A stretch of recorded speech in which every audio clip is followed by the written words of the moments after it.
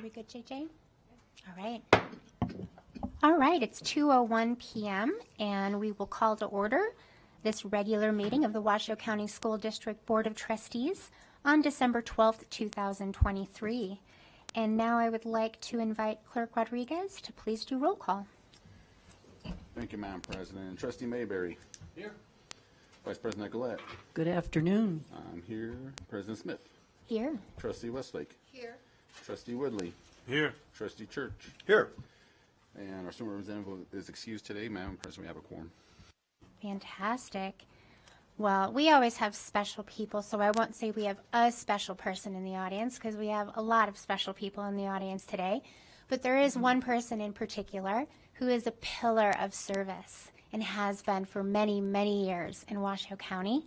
She was a leader at Washoe County, a former proud president of the Washoe County School District Board of Trustees, and the current executive director of the Washoe K-12 Education Foundation. Katie Simon Holland, would you do us the honors of leading us in the pledge?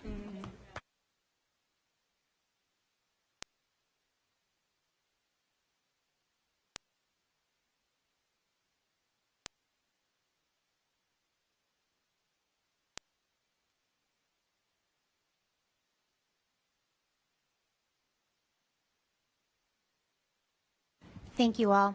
And now I'll be taking a point of privilege and passing the speaking off to Clerk Rodriguez for a moment of silence that he will lead us through. Thank you, Madam President. JJ, if we can get thank you, Madam President. So I just want to say kind of a few things. I know Nevada's been through a lot. I know our state has had more than its fair share of tragedies. From the Steady Race crash to the Reno riots to the Mandalay Bay shooting. And just recently our state has faced a couple more difficult and trying times, starting with the loss of two of our state troopers. Both left behind families, friends, colleagues, and a grateful state. Both of these gentlemen were killed on November 30th, 2023. These troopers stopped out to check the welfare of a motorist that was on the side of the road. A short time thereafter, at 3:23 in the morning, they were both struck and killed by a drunk driver.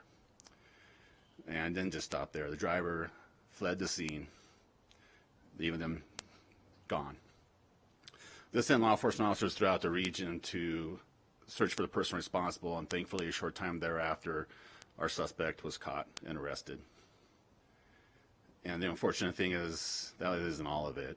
Less than a week later, our state faced another tragedy, and a tragic loss of life on December 6th, where gunshots rang throughout the University of Nevada, Las Vegas, taking the lives of 3 victims and seriously injuring another.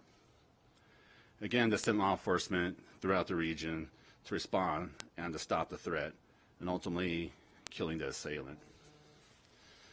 It's moments in this that I am saddened that our state has to face these tragedies.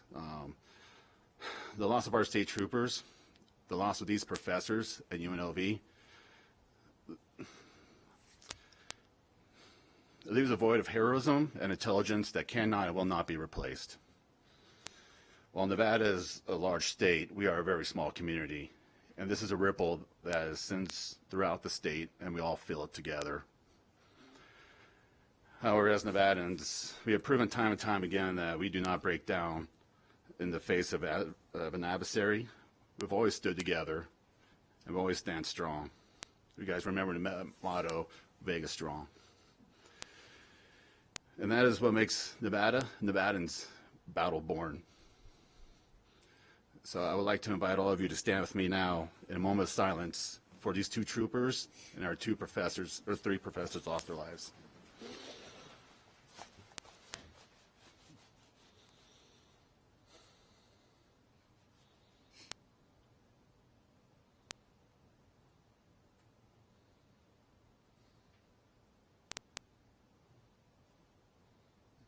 Thank you. Thank you very much. Thank you, Clerk Rodriguez. And now we'll move on to item 1.04, our land acknowledgement. Every community owes its existence and vitality to generations from around the world who contributed their hopes, dreams, and energy to making the history that led to this moment. Some were brought here against their will. Some were drawn to leave their distant homes in the hope of a better life. And some have lived on this land for more generations than can be counted. Truth and acknowledgement are critical to building mutual respect and connection across all barriers of heritage and difference. We begin to acknowledge what has been buried by honoring the truth. We acknowledge that some of our educational structures are situated in the traditional homelands of the Washoe, Washoe, Numu, Northern Paiute, Niwi, Western Shoshone, and Nuwu, Southern Paiute peoples. We pay respect to their elders, past and present. These lands continue to be a gathering place for Indigenous peoples, and we recognize their deep connections to these places. We extend our appreciation for the opportunity to live and learn in their territory. Thank you. So that closes item 1.04 and all of section 1 in their entirety and brings us to section 2. These are our consent agenda items. And for today, we do have items 2.02 through to items 2.13. I have not received any advance notice of my colleagues pulling any items, so I will look for lights. Seeing none. JJ, do we have any public comments for 2.02 to 2.13? John Eppolito for consent agenda item 2.03. Hi, Mr. Eppolito, welcome. Hi, Beth, thank you. My name is John Eppolito. I'm a former K-12 teacher. You can find 1,500 of us on Facebook at Protect Nevada Children. Another $100,000 for student devices. That's what you guys are approving today. Most experienced educators now realize devices equals lower student performance and lower test scores. For years, people like Bill Gates and Steve Jobs and other .com executives who profit from the software and the devices have severely limited their own children's use of devices. At Douglas County School Board meeting on Tuesday, January 9th at 4 o'clock, Protect Nevada Children will be presenting our shorter presentation about the amount of student data collected, stored, and shared by Infinite Campus via the district-issued devices, and how the most incriminating data is uploaded to the state of Nevada's SANE system, how both of these databases and other how other databases Infinite Campus shares data with will never be deleted. Remember, student data includes discipline, minor discipline, MTSS, medical, counseling, and psychiatric. All this data is stored forever in at least the two databases. A couple months ago, Clark County School District had a student data breach. The hacker reached out to one of the local news stations and databreaches.net. At least twice, the hacker spoke vaguely about, quote, the problems with Infinite Campus. Now parents have filed a class action lawsuit against Clark County School District. Not counting the new Clark County School District data breaches we know of, at least 6 data breaches Infinite Campus has been involved in. Even if Infinite Campus never has another data breach, how may simply the existence of Infinite Campus and SANE affect the future of Washoe County School District students? It seems like you guys kind of understand but don't care, or don't think you can do anything about it. That's not true. We can do something about it in Carson City, but I need your help. Hopefully I'm going to be getting help from Douglas County. In addition, Infinite Campus, now forget about the data breaches. We learned when Infinite Campus was here, Infinite Campus can sell that company to whoever they want. Remember the biggest one, free one, sold to the Chinese? Infinite Campus can sell that data to whoever they want to sell it to. And nobody up here seems to care. You nod your head at certain times. You shake your head at certain times. I sit down, and the rest of you, I think you just hope I shut up and go away. It's your responsibility to protect these kids. And none of you are doing a good job. None of you. Sorry. My time's up. Thank you, Mr. Eppolito. You're welcome. That's all I have. All right, I'll bring it back to this body. Seeing no lights on, I'll be looking for a motion to approve items 2.02 to 2.13. So moved. Second. All right, motion by Clerk Rodriguez, seconded by Trustee Woodley. Is there any discussion on the motion? All right, seeing none, all those in favor, please say aye. Aye. Aye. All those opposed, nay. Motion carries. All right, thank you so much, everyone. That closes Section 2 and brings us to Section 3, our items for discussion and/or action. So before we open our first item, I do want to bring everyone's attention to item 3.06, and that's going to be coming later, and that's our presentation and announcement of the winners. That item will not be heard before 3:30 p.m., but I do want the public to know that that may also move on the agenda depending on when our students and our families come, but we will not be hearing it before 3:30. I just wanted to alert my colleagues that depending on where we are at that time, I may pull that one forward out of respect for our students and their families who are joining us. And so on that note, we will go ahead and move to item 3.01. This is the presentation, discussion, and possible action to approve the final district-wide facilities modernization plan, also known as the FMP, as recommended by the Capital Funding Protection Committee, and provides direction to the superintendent to implement the facilities modernization plan. This is an item for possible action. We're joined today by our Chief Operating Officer, Adam Searcy, and from Canon Design, Paul Mills. Thank you so much for being here. Good afternoon, everyone. For the record, Adam Searcy, Chief Operating Officer for the Washington County School District. We've been before you with updates, many occasions over the last 18 months, working tirelessly in partnership with Canon Design across our entire district to develop what you see before you're here today, the most bold and broadest facility master plan, facility modernization plan this district has ever undertaken.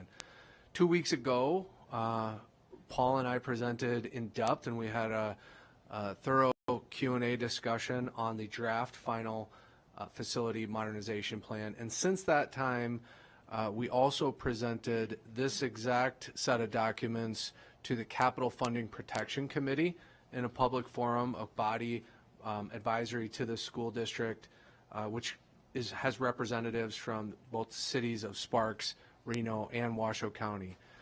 These documents were unanimously recommended by that committee for approval to the Board of Trustees, and we're here now today for essentially a second reading of this. This item is for action, and I wanted to highlight that recommended motion also includes potential direction to staff to initiate immediately. So with that, I'll turn the floor over to Paul Mills from Canon Design. Thank you. Thanks, Adam. President Smith, Dr. Nicolette, Dr. Enfield, trustees, it's an honor to be in front of you again. It feels like just yesterday, it was 2 weeks ago, we presented the recommendations that are contained within the facility modernization plan. As Adam signaled, that was the first reading of the report, not for action. And you got to see in the interim a very detailed report that we have since uploaded. It's part of the board documents as well as a component of the FMP website. As Adam mentioned, on December 7th, the Capital Funding Protection Committee unanimously approved and recommend approval of the FMP, and here we are today. You have a new detailed 153-page report that backs up the presentation that we made 2 weeks ago, and it's presented to you for approval with direction to staff to proceed with implementation of recommended actions. So tonight, what my goal is to walk you through that document just section by section to give an overview of the contents and a signal to those who might be streaming that where they can find this document and find any sort of details they want behind the FMP, and then a quick recap of what's recommended for the FMP before you take action. So with the new 153-page report, it has 4 main sections and 4 appendices at the back, and I'm going to walk you through them. It starts off with a statement of purpose. It gets to the tagline that we've adopted for this facility modernization plan, that is investments in equity, efficiency, and community.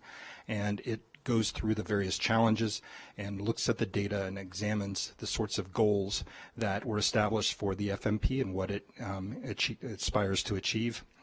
The next section gets into the process and speaks to the long sequence of steps that we undertook for this process over about a 18-month timeline, and all of the literally hundreds and thousands of people that were actively engaged as well as consulted and participated in online surveys to inform the recommendations put forward.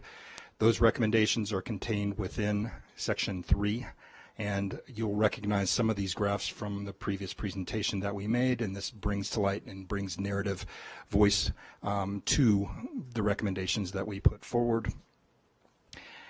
And then in alignment with taking cues from the community on how to best sequence, prioritize, and schedule out the implementation of all of the recommendations, Section 4 outlines what that timeline looks like, 15 years, all projects. In Appendix A, there is half a page for each and every school that shows the sites, shows the buildings on it, and has an indication of the scope, the budget, and approximate timeline for implementation of every project. So there's something in there for everyone, as well as wayfinding within the key map that's located there. But all schools are located within Section A. And then Appendix B has the draft options report that's annotated with the final recommendations. This goes back to options A, B, C, D that we looked at as the Board of Trustees back in August before our final round of community engagements. A couple things I'll signal out to you. There is a kind of facility options at a glance page that's depicted here, in which it indicates all of the options that were considered, those that are recommended, those that are not, and those that are flagged for continued study. We also have QR links to explainer videos for each and every slate of options that's there. These are the same videos that were embedded and included within the community survey that was put out this fall. Behind that, we have for each and every area of the community, we have all the options that are laid out that include a description of what the options are, as well as some indicators of first time as well as life cycle cost of implications of the options, and documenting what the community has shared with us in terms of what they perceive as benefits and challenges associated with these. And down at the bottom, the survey results from the fall survey are included there, both in terms of everyone who participated, as well as a filtered response from those that are directly affected by those particular options. All of the survey information is found on the website in an interactive dashboard, and anyone is welcome to peruse and filter and slice and dice the data from all different perspectives. Appendix C digs it back a little bit further in the process. When we just started, we studied all the buildings, we looked at the enrollment projections, studied the capacity utilization of all the schools, and benchmarked all of these to be able to inform, along with community input from survey number 1, the slate of draft options. But all of this is in here, so you have in one tome all of the background information that informed all of the recommendations. And then finally, Section D is a listing of all those that were most directly involved in this planning process, from you, the trustees, the executive leadership team that provided guidance and direction, to the district planning group, which is a cross-section of leadership from director level and above across the district, as well as guest participants from our stakeholder advisory group that was consisted of students, community members, parents, teachers, school administrators were all party to that, as well as the direct project team out of facilities that directed the work. So that's the document that you have that informs the decision that you're going to be making tonight, and has all of the detailed backup to my presentation from 2 weeks ago. Now I'm just going to do a quick recap of what those recommendations are and what's at stake for Washoe County Schools. Taking cues from the community, we designed the implementation around these initiatives, these themes here that I'll walk you through.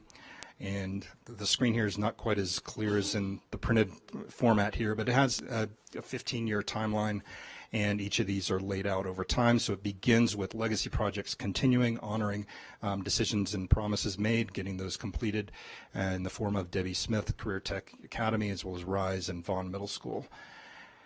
We also have recommended for this coming calendar year continued study in a few areas. One would be a pre-K-8 task force to look at the successful program you have at Mount Rose here within the district, as well as your in the community, your charter schools that operate under this model, and benchmarking also with state and national examples that are out there to study and commit resources to reviewing this as a potential implementation within your district. This would inform some capital projects that the options were to look at perhaps pre-K-8 in the areas of Pine, in Trainer, and potentially other schools as well.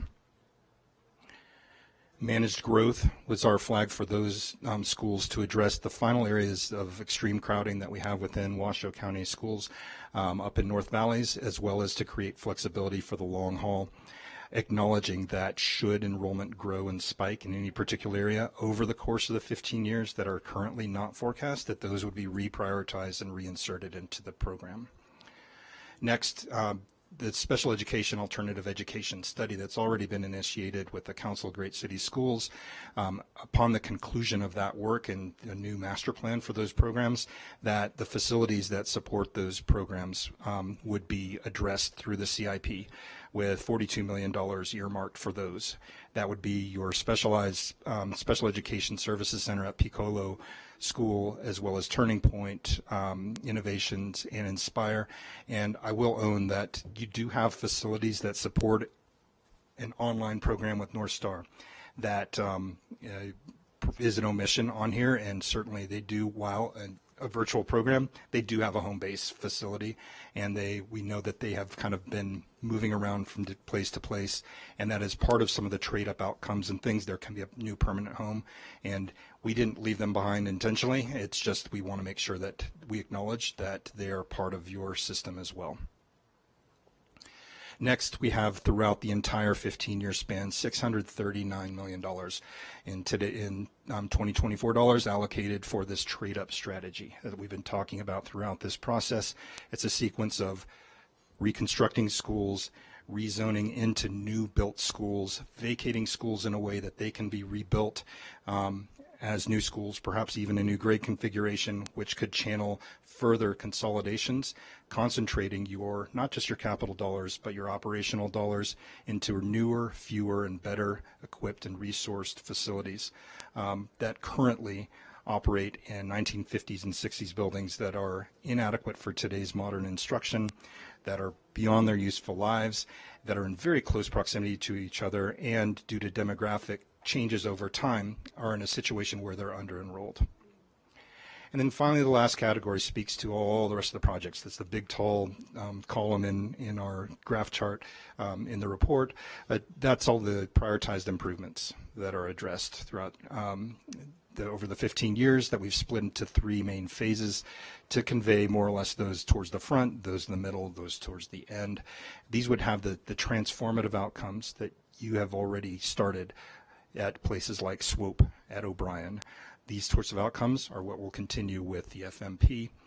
And as a quick recap, the FMP, Washoe County School District Facility Modernization Plan, addresses all of your schools within 15-year planning horizon. And this is done with your current funding sources. No need to go back to the community to give beyond what they've generously already committed year in, year out for the facilities of their schools. It addresses and eliminates overcrowding district-wide. And there's $140 million of avoided capital renovations at schools that will ultimately be repurposed for other beneficial use to the district and communities. That doesn't even take into account those areas where we're replacing schools outright, where there could be another perhaps doubling or tripling of that value. But there's a lot of cost savings and efficiencies baked into this plan. Then, and what's really exciting about it is the millions of dollars that, not just a one-time opportunity for savings, but this is with building the efficiencies and right-sizing your portfolio to address your current enrollments and projected enrollments, is that there will be millions of dollars annually saved that can be reinvested in the classroom where it really ought to be. That means more money for teachers, more money for programs, more money for student supports. These are the things that make school. That's where the magic happens. And being able to have double-digit $1 million of savings at the conclusion of a 15-year cycle is something to be very excited about. And finally, we do note that there's an exploration and a desire within your communities for improvements. And we have recommended this intense study about the pre-K-8 model as perhaps a new pathway, a new way to expand choice and opportunity for students and families. That's the FMP. This is based on core values and principles, informed by data, and developed transparently with participation of stakeholders throughout your county, and at the end of the day provides transformative outcomes for all of your students for generations to come. Incredible. Before I give my comments, can you quickly remind us and the community exactly how long this facilities modernization process has been from start to finish? We started at the end of last summer in 2022, so we're approaching 18 months. This work is incredible. The work you're presenting now for our consideration and potential vote is the realization of the dream that was WC1. People in this community and legislators and so many champions came together to do something that they were told was impossible. And we have the potential tonight to not just show everyone that that investment was possible, is happening, but promises made and promises kept. I am so excited to see that every single school in our portfolio will be touched by this within 15 years.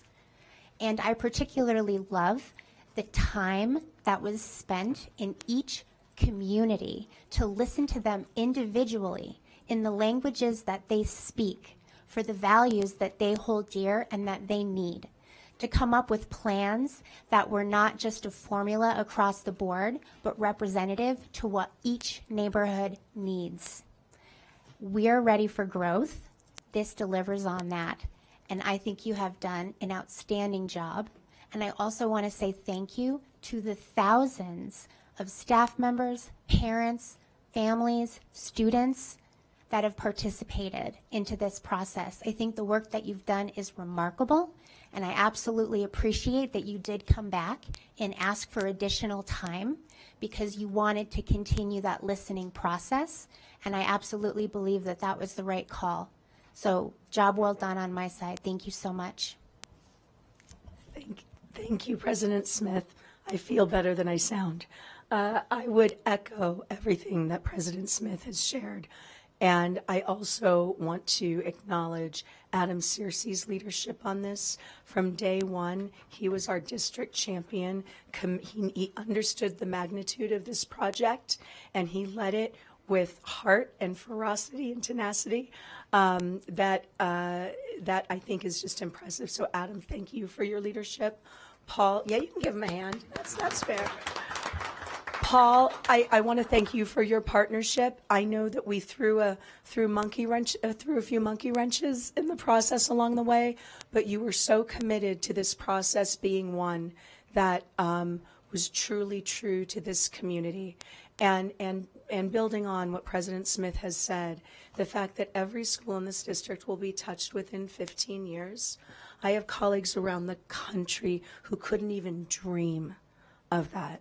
And that is a testament to the generosity and the commitment of this community. And because you know I'm all about telling the Washoe County District story, you need to present this at the Council of Great City Schools next year, because there's a lot that I think other districts can learn from this. The product is wonderful, but the process was equally extraordinary. So thank you. Thank you, Superintendent Enfield. And I do see your light on, Trustee Church. I will also add, and I've said this again, and it's worth saying one more time, that where you learn is almost as important as what you learn.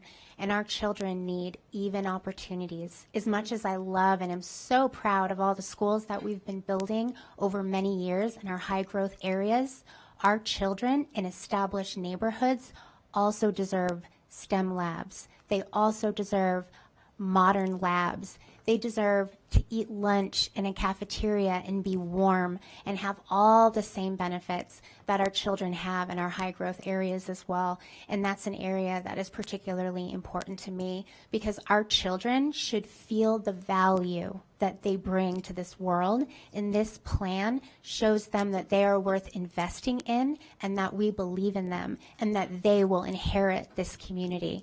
And again, I cannot say enough thank you to the people who had the vision for WC1 because I genuinely know that this delivers on everything that they knew was possible. Trustee Church. Thank you. First of all, excellent report. I mean, just an excellent job. We've discussed this ad nauseum before. Jokingly, I gave you guys an A, not an A plus because of a couple little glitches in there, but overall just a wonderful report. For the people that don't know, basically what I'm seeing in this long report is that we keep some schools, we may be closing some schools, many of the schools will be remodeled, many of the schools will be remodeled basically down to the studs where it's almost a new school, kind of like we saw with O'Brien.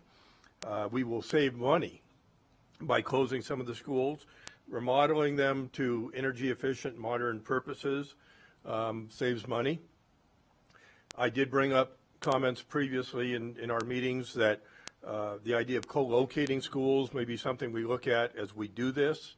And as I comment on this, I'm making comments, but staff, Canada Design, or fellow trustees, feel free to opine on that. We are seeing dropping enrollment, and that's obviously factored into this. As you mentioned, if something changes, if some super large private school closes, hopefully we can accommodate that. That's not likely to happen, but we can. In my notes, I did some research, and there was some notes that were put out by staff to us. With the dropping enrollment, we're losing about $22 million to charter schools that are affiliated with us. And losing is not really the right term. That's the right of parents to go there, to have a little capitalism and competition. I see estimates nationally that about 1% of high school students are taught in homeschooling, and I copy that to be about 44 million in loss to us, but again, as is the right. And then we have students that are going to private schools. So we're adapting to that. Your report addresses that. And again, it's just an excellent, excellent report. So moving on, I do have to bring up two other issues. The big elephant in the room in my district is Incline Village. So for those people that are watching, and again, anybody correct me if I'm wrong on any of this, your proposal, and it's a quote, commission a 3 to 6 month independent study with local representatives from Incline's geographically remote schools to, and essentially, end quote, to study the problem. That sounds like a good idea. There were some ideas that it would be upwards of 25 members, of which maybe a third might be WCSD employees. So I just want to go on the record opposing that idea. That's not formally part of this, but if we're going to do that commission to study Incline Village, and most specifically Incline Village Middle School possibly closing, I have about 11 different ideas and points why I think that's a terrible idea. But if we're going to study that, I want to see a very small group. I would suggest maybe that IVGID up there might be able to appoint people to study it, some other group, or even us trustees, maybe just one each. Each trustee appoints one member, 7, but not, 25 just won't work. It's just not going to work. I like the idea that it would be done in 3 to 6 months. I think that's great. So I wanted to put that on the table, though, for any inclined folks that are listening. And finally, and this is important, over and all, we've heard today a number of people thanking the voters for WC1. I wasn't going to bring it up, but because it's already on the table, I'm going to bring it up. 40% of our public voted no for WC1. I respect that. I was one of the ones that voted no because it never ends. That was the main reason. I wanted to see a initiative that had oversight, which apparently it does, and that had a sunset or some way to reevaluate it and say, stop, we've got enough, we're done building, and it doesn't do that. So for the 40% that voted no, or the newcomers to the community, there's two sides to that story, and it passed, and that's democracy, and I accept that, and we're doing wonderful things with that money. But I just want to put on the record that I don't feel it's right to diss, I guess it's a modern word, to diss those voters that voted no, including me. So I'll put that on the record. That said, again, we're doing wonderful things.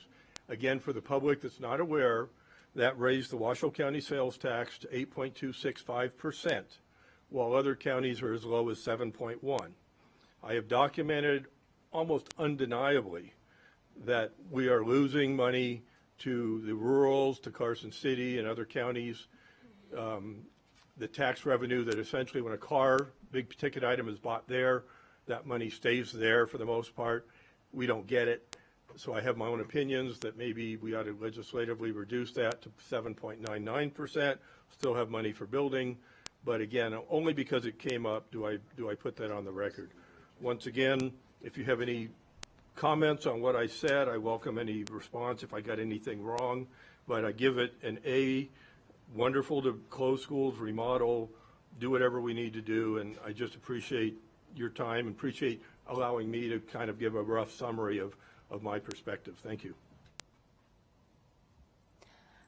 I think this would be a good opportunity for everyone that's watching, and also as a reminder that if this were to be adopted tonight, that these projects don't just automatically happen. So everything that happens next will come through the facilities team, through capital funding, and then back to this board. So I don't want anybody to think that if we were to vote for and approve this, then all of a sudden all of these projects happen over 15 years automatically. Every single one of these projects will be carefully thought out, considered individually, and then come back through all the proper channels for approval. So thank you. All right, seeing no other lights on, JJ, do we have any public comment? Pablo Navaduran. Hi, Mr. Navaduran.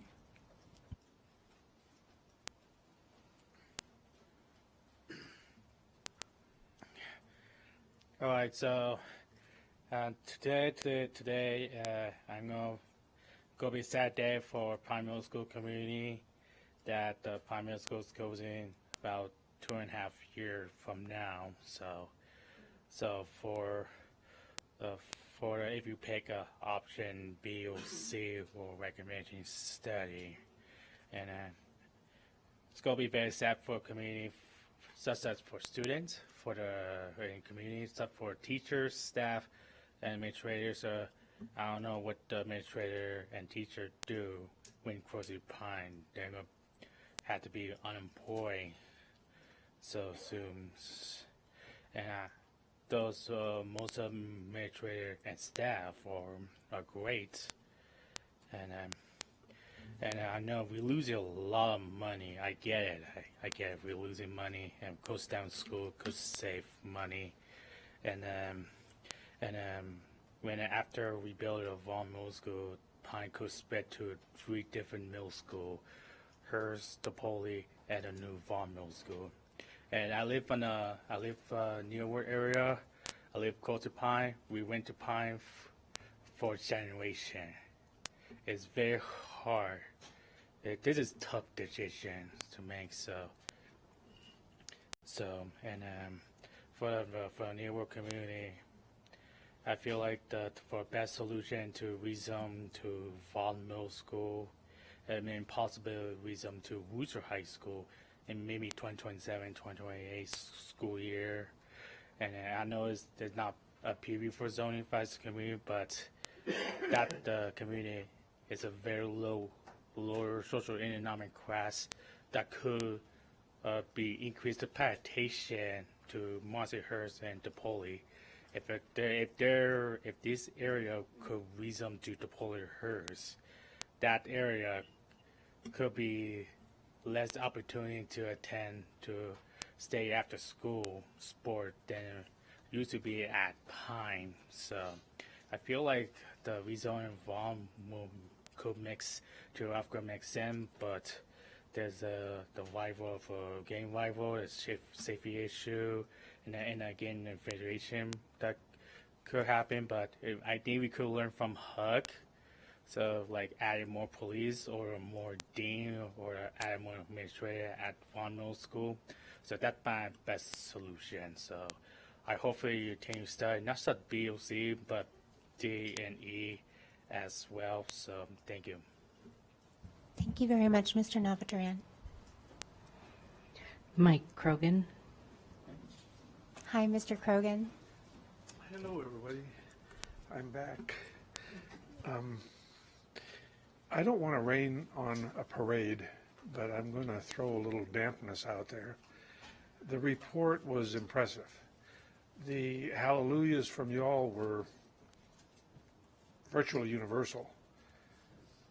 And I like to see new schools and proper facilities for kids to learn. But there's a missing part, I believe, and I've seen this in the years I've been around to different communities. What should be part of this, what I believe should be part of this kind of planning is representation of the school district in the planning that opens up new developments. I live in south part of town, Double R and Double Diamond. The building going on there is astonishing. And I say, as a person who lives there, I say to those folks, welcome. I'm not one to pull up the ladder. But I am wondering when I see those apartments and houses going up, are there going to be any kids living there? Where the hell are they going to school? And who's going to pay for the schooling? And those questions, I think, need to be presented by educators and part of this body and other bodies. Those questions need to be presented as those plans are being considered. There's a voice missing when those plans are made, in my estimation. A voice is missing, and we stuck in this position after the fact of saying, oh, we got a bunch of new kids here. Now we need some new schools. Okay, let's build some new schools. Where are we going to get the money? We're going to get the money from a bond issue that is going to be, I lived in a community where 66% voted for a bond issue and it failed. That means that 34% of the community got to veto what 66% of the community wanted to have. Putting kids' schooling in the hands of that kind of shaking and rock and roll. Thanks for listening. Thank you very much, Mr. Krogan. John Eppolito. Hi, Mr. Eppolito. My name is John Eppolito. I taught for 6 years. 3 of those years were in middle school. They're actually my favorite. They can't help it. Hormones and sugar. That's what keeps them going, I think. Closing Incline Middle School, I wanted to follow up on what Trustee Church said. A little bit more details. That committee, and this was from Superintendent Enfield's presentation when she came up to Incline, that 25-member committee is supposed to be formed, well, of course, would be controlled by the district. And that committee gets formed supposedly this summer, unless things have changed. Then they have a year to go over what they're going to do. Then they present their findings to the zoning committee, and then the zoning committee brings it to you guys. So that brings us to the fall of 2026. The principal of the middle school just spoke at a community meeting up there within the last 2 or 3 weeks. He seems to think he can hold off the closing until fall of 27. No one is saying closing the middle school is what's best for kids. And we all know the tax base up there is substantial, and we all know there's a bunch of mumbo jumbo on how the money's spent. If you guys would focus on educating children and all this and forget about all the BS, kids will stay in that school. We've got 2 private schools opening. One is just expanding to go to higher grades, and then another one is opening. It's because you guys aren't doing what you should be doing up there, educating kids only. Nothing else. That's the problem, and that's what it all boils down to. You can look disgusted, Mr. Rodriguez, I understand. We have over 200 kids, or around 200 kids at that school. Putting those kids in the high school and the elementary school is not what's best for kids. And no one is saying it is. It's all about the money. The money is there if you guys can make the education good, and you could get money from the locals if the education was good. Thank you. Oh, and also, on the money, Trustee Church also mentioned this. So far, it looks like we can't get a straight answer from you guys how much money you spend on software and student devices. It appears to be at least $20 million a year. That's some money right there. We all know it's not good for kids, or I shouldn't say we all know. Experienced teachers know it's not good for kids. But you guys keep doubling and tripling down, at least $20 million a year, maybe up to $50 million a year. Student devices and software. Waste of money. Thank you, Mr. Ippolito. That's all I have for this item. Thank you. Mr. Mills and Mr. Searcy, there was a good question in there, and so I was wondering if you could take a moment, probably COO Searcy, could you talk a little bit about how the school district partners with the cities and the counties on development and projections? It is true that we do not have a voice in approving developments, but there are some degrees of partnership there, and I think that's important to address, if you wouldn't mind. Sure, appreciate the opportunity. Again, Adam Searcy for the record. We, the school district facilities staff, review and provide comment to the city and county on each and every development application that they process. So whether it's a 25-unit apartment complex or a 2,500 unit residential master plan community, we see those and review them as they're being reviewed by city staff. We also project the students that are anticipated to be generated by those developments and interpret how that will impact our capacity, our ability to serve those potential future students. And since WC1 passed, we now have the confidence to proactively take steps to address those future needs. So the commenter mentioned Southeast Reno. I mean, we've had a long-standing collaborative relationship, specifically with Damani Ranch and the De Loretto partners regarding Damani Ranch High School specifically, as well as master planning and acquiring the new Jaywood Raw Elementary School site from that private developer of that subdivision. Also, the Talus Valley community immediately to the north of Polaquitas and south of Donner Springs. We have master planned 2 potential new schools into that community, and we've actually entered into agreements with that developer when and if that need for that school arises. So, you know, everybody's crystal ball is a little bit fuzzy, but the certainty that this funding stream provides us allows us to be at the table with confidence and participate in this development process in as healthy a way as possible. I appreciate that. And with the FMP as well, there's also areas of focus that we've pre-identified, for example, in Verdi for the elementary school, and then Stonegate and Spanish Springs as well. So although we don't necessarily approve the new developments, we do preemptively plan for. It's just a matter of when we activate them. So hopefully that answers that to a degree. So thank you very much. I think that's a good question for the community. And just as a reminder, a lot of things can change over the course of a decade, so we'll stay agile with this plan as well too. All right.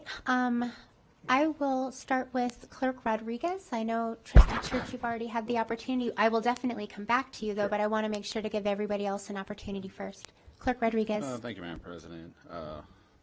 The one good point that Trustee Church brought up was the elephant in the room. So on the record, could you elaborate, because I know Incline Village is a different, unique community, but so is Gerlach. So for the record, could you kind of elaborate the plan? I know we kind of heard it before, but for people that might be watching today or in the room, could you kind of elaborate the plans for Gerlach? Absolutely. Gerlach, just like in Incline Village as well as the Natchez Elementary School community, are recommended to have a local independent study commissioned to be able to define the types of educational outcomes that they aspire for and to let those drive the facility investments that get made in those schools. Thank you.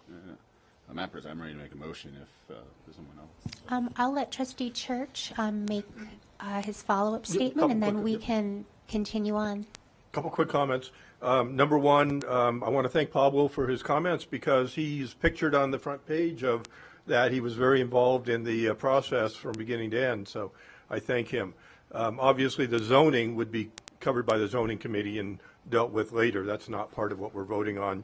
The audit that we do annually, the ACFR from 2021 reports that our schools are 74 to 84% capacity, so it's important not to think that we're overcrowded. There may be some schools that are, and we do have to plan for the new communities where the demographics change, but overall we're not overcrowded. Not covered in here, but something I pound my shoe on the table about is housing, especially in Incline Village. So that's not in here, but that's something the board may be discussing in the future. And a final comment, we did have 2 meetings up at Incline Village. I want to be clear that the people of Incline Village were 100% opposed to closing any of the schools, especially the middle school. It wasn't 98%. I mean, it was, I got to say, it was 100% opposed. So I'll put that on the record, and thank you very much for my time. I'll go over to Vice President Nicolette, perhaps to clarify a couple things. We did have 3 meetings in Incline. I attended all of them, and I will have to say that my experience is a little different. There was not 100% either way, for or against. What did occur in my experience was that we needed to have continued communication, discussion, expand our groups that we chat with to include students, and we're doing that. And I think we're on the right path there. Again, no decisions have been made. We know that, and we're continuing to vet what will be best for our students and their community. Yeah, that's a very good point. And it's not just Incline, it's our Natchez community, our Gerlach community, and then also Incline. So I appreciate taking that extra time so that they can really be heard. And on that note, I'll go to Clerk Rodriguez. Thank you, Madam President. I'm very grateful to make this motion. I move that the Board of Trustees approves the recommendation of Capital Funding Protection Committee to approve the final facility modernization plan and directs the superintendent to initiate the implementation. Second. All right. Motion by Clerk Rodriguez, seconded by Trustee Woodley. Seeing no lights on, all those in favor, please say aye. Aye. Aye. All those opposed, nay. Motion carries. Congratulations.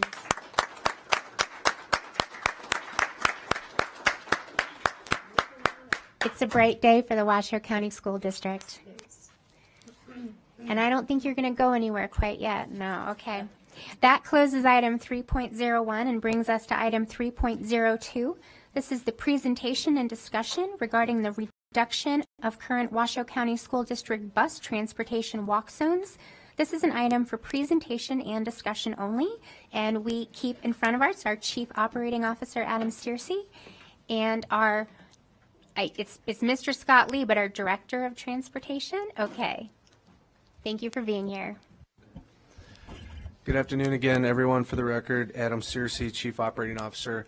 This is an informational item only, but we've been working hard on this for quite a few months, and before we move into winter break, we wanted to come and just give you an update. So just by way of recap, as you recall, prior to the start of this school year, the board took bold action to allocate funding necessary for 13 additional bus driver positions and the necessary software and tools to implement walk zone reduction improvements.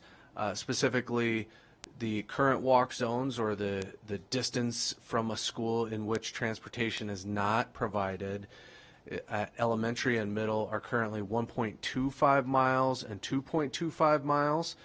And this action is intended to cause those to be reduced to 1.0 and 2.0 miles as soon as possible. Right? So the team led by Scott Lee have been working very, very hard since those approvals were made, hiring, specifically aggressively hiring, training new bus drivers. So we're very pleased to update that while there are aides and assistants and always some degree of fluctuation across our staffing levels, those bus driver positions have been filled today. So we're very pleased with that portion of the progress. Additionally, we've acquired a modern software routing system. So this is potentially extremely valuable tool, especially when compared to the antiquated software that we've been operating with for some 10 years past. But as you can imagine, the migration of all of that data into the new system, coupled with the recomposition of all of these new routes, has been very laborious. They've had tremendous success. The team, again, in partnership with the vendor, has worked many weekends and additional hours to try to bring this to bear as soon as possible. There are tremendous statistics often associated with anything we do district-wide. Over 500 specific different general ed routes across all of our bus routes, and individual bus stops, almost all of which need to be adjusted slightly for safety and efficiency purposes. It's not as simple as just adding that last quarter mile to the system. To optimize all of these changes, ideally, nearly all of them have to be adjusted. So in order to do that most safely and most effectively, we wanted to give you an update, but also signal that the implementation is likely going to come a bit into the second semester, likely in February. So we had previously signaled some potential desire to start at the onset of the second semester. As I mentioned, for precision or success, all measures of success, safety, accuracy, et cetera, but also because of some of the change and sometimes confusion that goes along with that start of the second semester, we're looking to come back in likely the first meeting in February, begin with robust community engagement. Late January, early February, we want to make sure that every student is aware of their potential eligibility, is aware of their likelihood of their bus stop location being adjusted, things of that nature. Make sure that no one is confused when we do make this change, but also make sure that every student who is being afforded this new opportunity, that is having these barriers of access reduced and minimized, that they are aware and take advantage of the opportunity to the greatest extent possible. I understand from Scott and his team that these changes will cause some 2,600 students to potentially be newly eligible for transportation. Those are just those new walk zone students, or now riders. But also we want to reach all of our riders, because again, if you're riding the bus today, when this change occurs, you may need to pick up the bus at a different location, and we don't want somebody showing up at the wrong bus stop, stuff like that. So again, in January, early February, we will roll out a comprehensive communications plan. We'll be back before the board for an informational presentation to really highlight the details of that. But before we went into break, we wanted to give you an update and ensure that there was no misunderstandings heading into second semester. This is where we're at. We're really pleased with the progress. I can't say enough about the dedication and attention to detail of Scott and his team. But really, that's all the content I wanted to convey today, and happy to discuss anything with the board. Thank you. Thank you very much. And you answered the question I had, which was the ballpark of how many of our children will now have access to bus transportation, particularly as the worst parts of winter hit. I am really proud of this board and the district for taking this step. This was made possible due to the more appropriate funding that we received from the state, and then also this board prioritizing its values and mission around providing children who live in the furthest parts of our community bus transportation. And so we also anticipate and will be closely monitoring improvements to absenteeism, that this may also be able to help. So just want the community to know that once this is implemented, we will start watching that as well, because we do anticipate positive changes. Trustee Woodley, followed by Trustee Church. Thank you, Madam President. This is very good for us to see. I know last summer, I spoke to several principals that actually extended their concern for certain students that weren't within the perimeter and now will be. So I just want to express my gratitude. Thank you very much, because it means a lot, and it can make a big difference as to whether a child does attend class or not. Thank you. Just a couple quick comments. Number one, this shows a perfect example of the board coming together, expressing their concerns and priorities, and staff dealing with it. And then I don't give compliments too easily, as most people know, but Mr. Searcy always is so prepared. He is so succinct, direct, covers the issues, and this is a perfect example. Very well done. So don't let it go to your head, but excellent, excellent presentation. Thank you, President Smith. So along with servicing our children, I just want to draw attention to another spin that just popped into my head, and I want to thank Mr. Searcy and Mr. Lee for this. This is also providing employment opportunities for individuals, and thank you for your diligence in hiring these individuals, but they're also servicing the community. So we're benefiting the community, we're providing employment, but these individuals also service our children and our community. And I think that really to be, celebrated, because we are a community and we all need to work together. So thank you very much for that. Thank you, Trustee Westlake. Trustee Mayberry. Thank you, Madam President. I'm going to pile on, so don't let it go to your head. When I first came on the board, the hot button topic was the bus hubs. I mean, we were really in a downward spiral, and that was late 21, I think. So we've come a long way. It's just absolutely amazing to see the progress and what we're talking about today.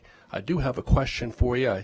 I know, again, one of the hot topic buttons was the challenges of the low rate of pay for bus drivers back in the day, which, again, wasn't that long ago. Could you tell us, kind of contrast what that pay was back then and where we are at today for a starting bus driver? Sure. For the record, Scott Lee, Director of Transportation. Let me look that up real quick, because we did have that pay increase, and I had this burned into my mind, and then it changed in the end of October. So rewinding 2 years ago, our starting wage on Schedule A, which is the employer paid, was about $14.50 an hour. So on the employer or employee paid, which is a higher rate, it was about $16.50 or so. Now those rates are $22.13 and $26.23 respectively. So fantastic. Thank you very much. And that's a great point. If I could piggyback on that, I want to thank Trustee Westlake for signaling. First of all, we're still hiring. Okay, I don't want there to be any misperception that we're taking our foot off the gas there. There are vacancies, diesel mechanics, aides. These are open positions that provide very important benefit. These are the first experience and the last experience that our children have with the Washington County School District every day, and these bus drivers and the many people that work in the transportation department provide a really special service to those kids.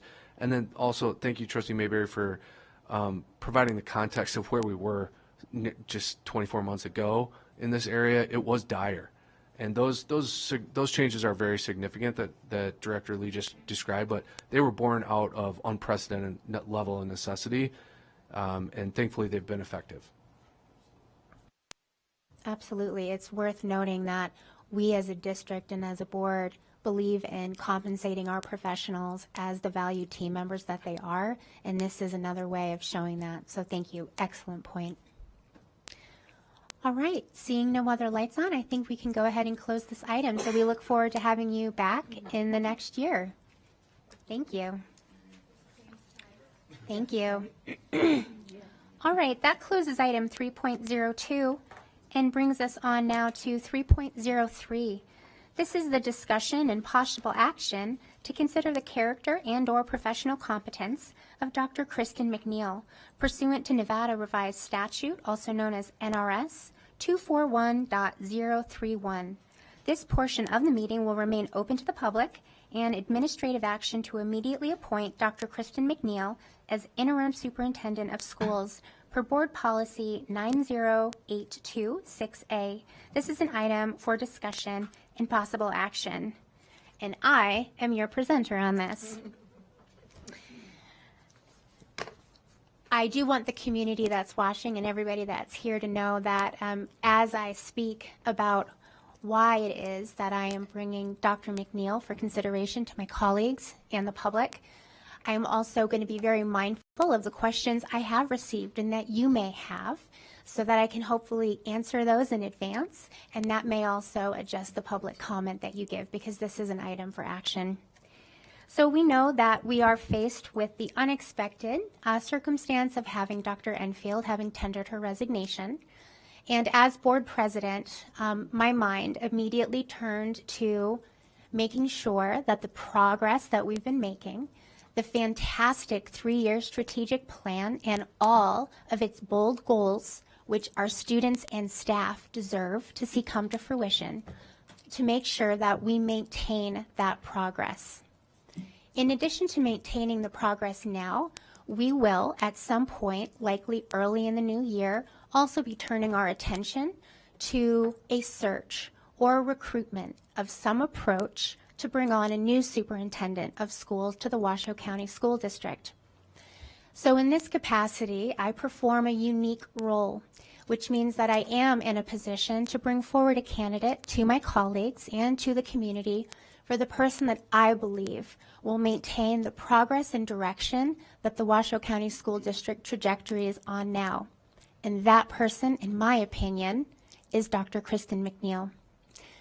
Dr. McNeil has served as an interim superintendent 2 times before. This would be her 3rd tour of duty in this role. She has also been our own superintendent of schools. She has been a public servant and leader in Nevada in public education for nearly 30 years, with 26 of those in our own school district.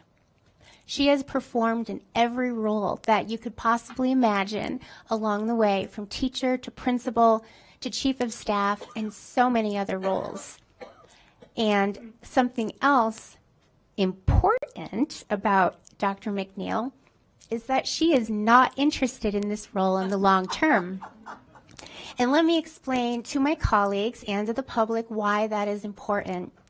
Because while we have to make sure that we maintain our progress and our development, again, we will be looking forward to a new superintendent at some point. And it is very important that we not create any barriers for future candidates who may be interested in applying for that role. So with publicly stating that Dr. McNeil is not interested in this role in the long term, it means that every potential applicant who may propose themselves for that role can feel confident that we have not put someone into this role now that could conceivably be in that role permanently. And I really do want to emphasize that a lot. I'll also talk about a few of the questions that I've received. And with Dr. McNeil's permission, I will share that her retirement, she is currently retired, but that will pause if this board votes to approve her as the interim.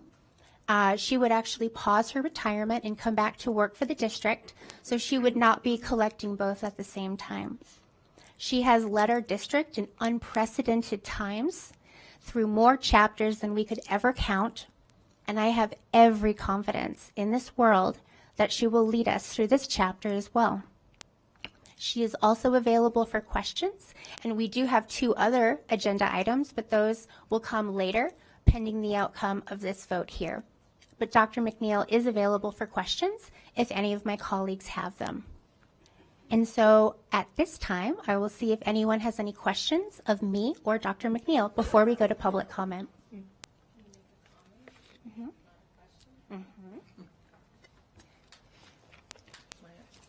Thank you, President Smith. I just want to tell everyone of an experience I had with Dr. McNeil. I was making a visit to Turtletown, one of my schools, Green Bray Elementary, which is dear to my heart. And here, to my surprise, is Dr. McNeil coming in, saving the day, as the interim principal for our children at Greenbrae Elementary School. And I think that's commendable, the heart that she has for this community and for our children and to serve. So I wanted to share that. Thank you. Thank you very much, Trustee Westlake. And that's a very good point. Technically, Dr. McNeil never left. So this is just a continuation of the service, the decades of service that she has shown our community. Trustee Church. Thank you. Yeah, I had a number of public comments, positive and not so. And as I come into this, open-minded, literally not knowing as I speak exactly how I intend to vote, Dr. McNeil's resume is beyond any question. Her dedication and qualifications, beyond any question, are superior. And the fact that you bring up the PERS retirement versus whatever pay she would get is practically working for probably less than an entry-level teacher is going to be making when you lose that PERS. So, yeah, that's a big, big thing that shows her dedication. I love the idea that we're not appointing somebody who's posturing to run for the long term. The problem I had in my constituents was they said, who made that decision? Were you consulted? And I'm like, no, not really. Kind of a shock to me too. Well, why don't we put it out to the community? And I said, I agree with your concerns. There may be members of the community or whatever that we could have put it out or could put it out for, say, 2 weeks and then make a decision based on who responds. So that's my concern.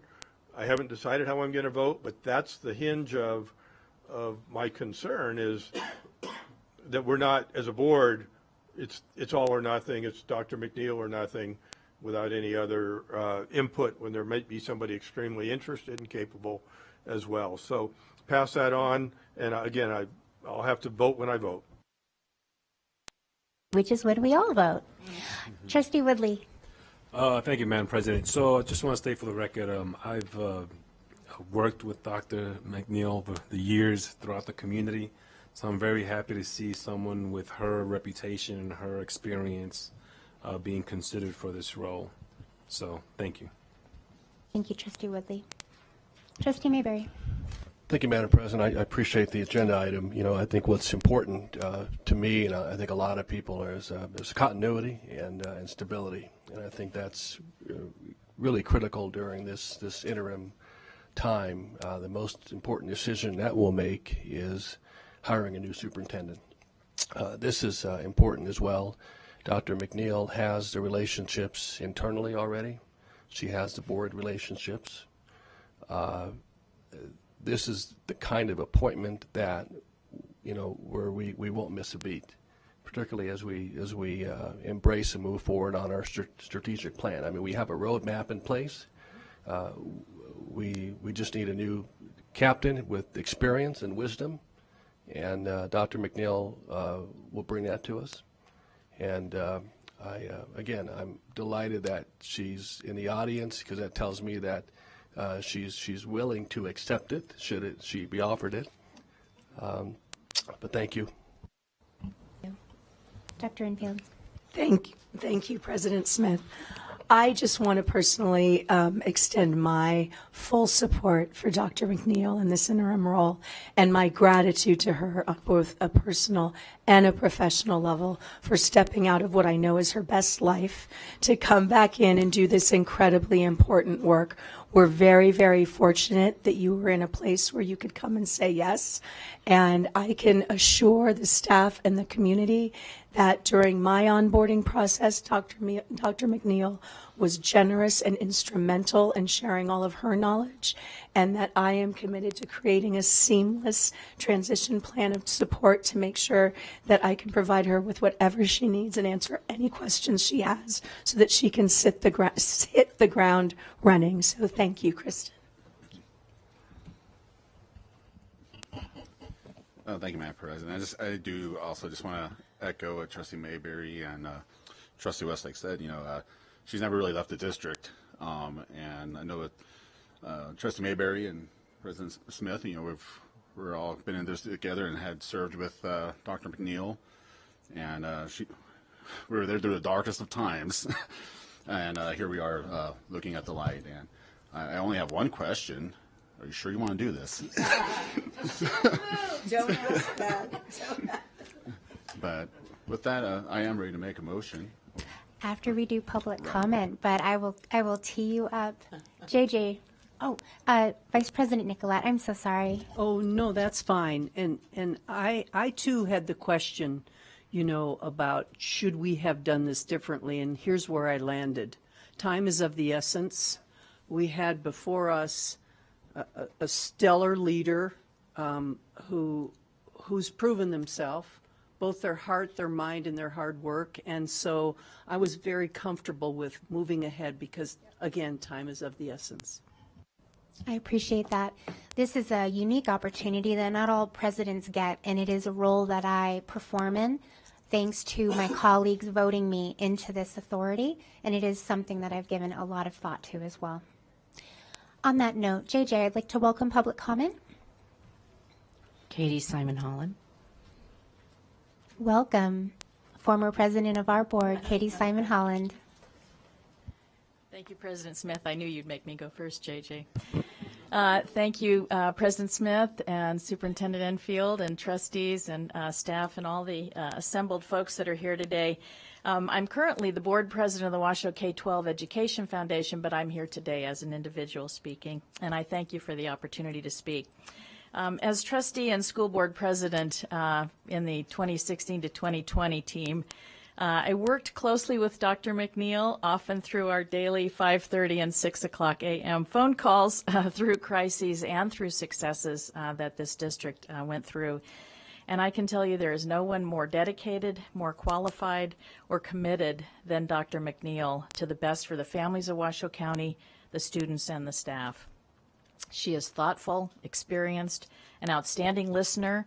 She's patient, and she respectfully considers all points of view and seeks solutions that reflect the best available thinking. She's ready to step in day one, as you all have said, and be able to keep moving forward on the board's goals, which is important to all of you, and it's important to your staff, and it's important to the families, and particularly to the students. I'm proud to encourage you to approve her appointment as interim superintendent, and I want to thank her for her sense of commitment to step up and take this on, as you have also mentioned. And I also want to thank Dr. Enfield for her time here with us. She knows how disappointed I am to lose her vision, her passion, and her professional expertise, but I wish her all the best. And I thank this board for the support they have given her in reaching for the bold goals that have been adopted for the future of the Washoe County School District.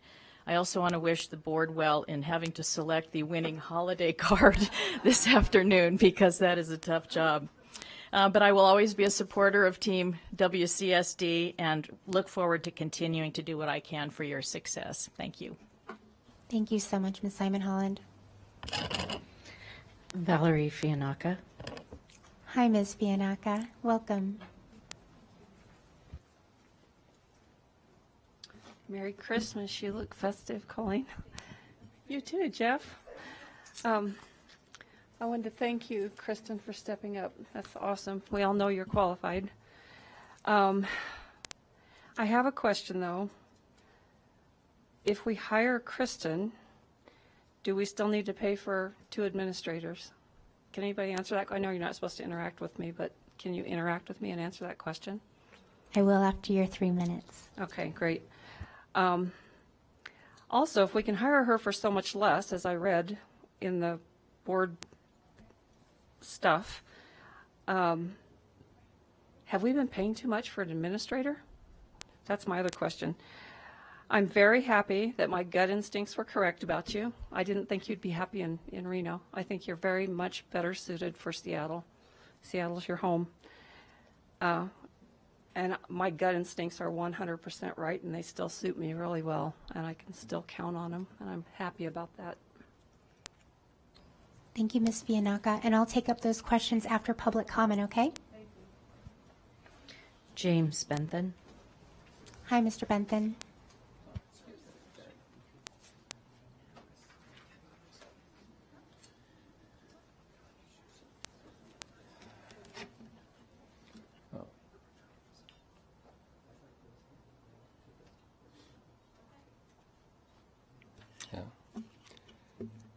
Good afternoon. James Bentham for the record. I'm here to bring up some issues that all parents have concerning the Washoe County School District and the hiring of a superintendent. I'm sure parents are concerned about the safety and welfare of their kids. Many parents are working and cannot be here. The next generation needs to be in a safe and respected environment and be prepared for the challenges they face. Competence is needed with many issues in the school district.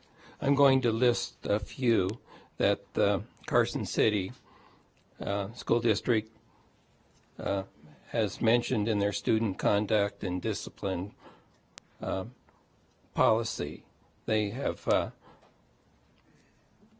detailed issues with controlled substances, battery against school employees,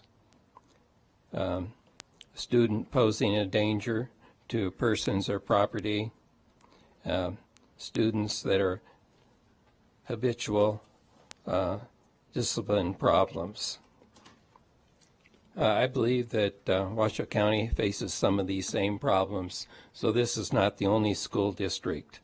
One question I would like to see the trustees ask before hiring a superintendent on a temporary or permanent basis is that how will these issues be taken care of? Is zero tolerance an option for the Washoe County School District? I know even today several school districts are trying to implement a zero tolerance option to discipline problems, bullying, sexual harassment. So I would like to encourage trustees to bring this up. I'm sure the public's interested. Thank you. Thank you, Mr. Bentham. John Eppolito. Hi, Mr. Eppolito.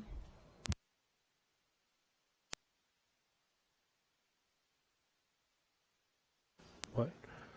My name is John Eppolito. I'm only speaking for myself. Personally, I've always liked Kristen McNeil.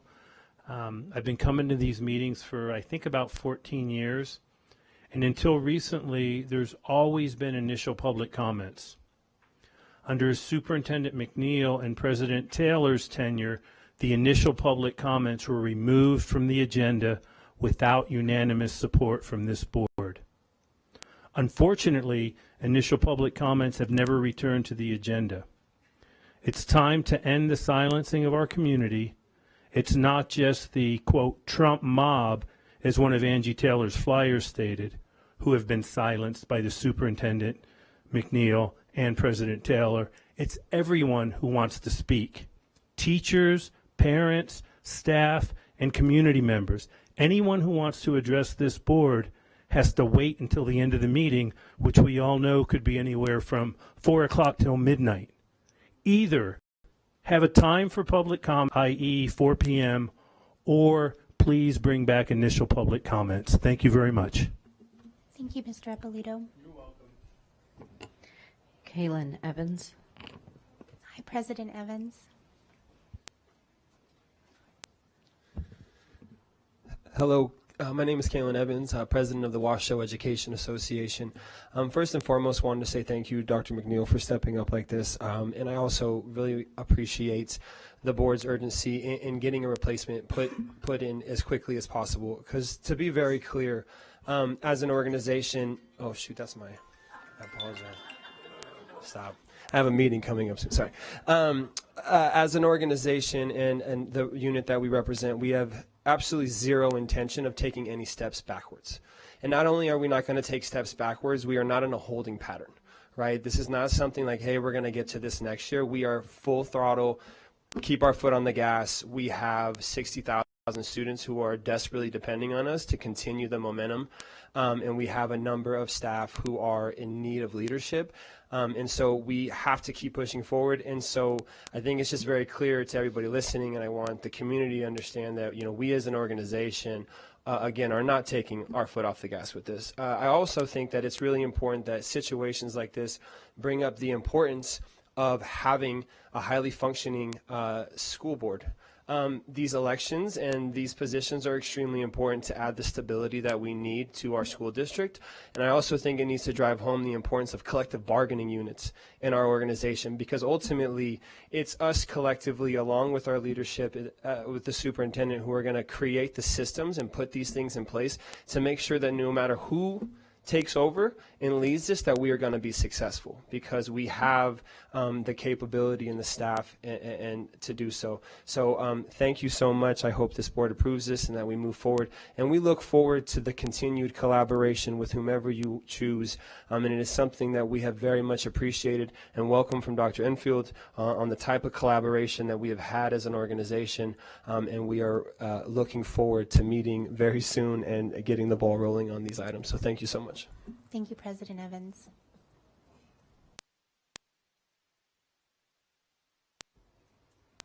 Jonna Aucoin. Welcome, Principal Aucoin.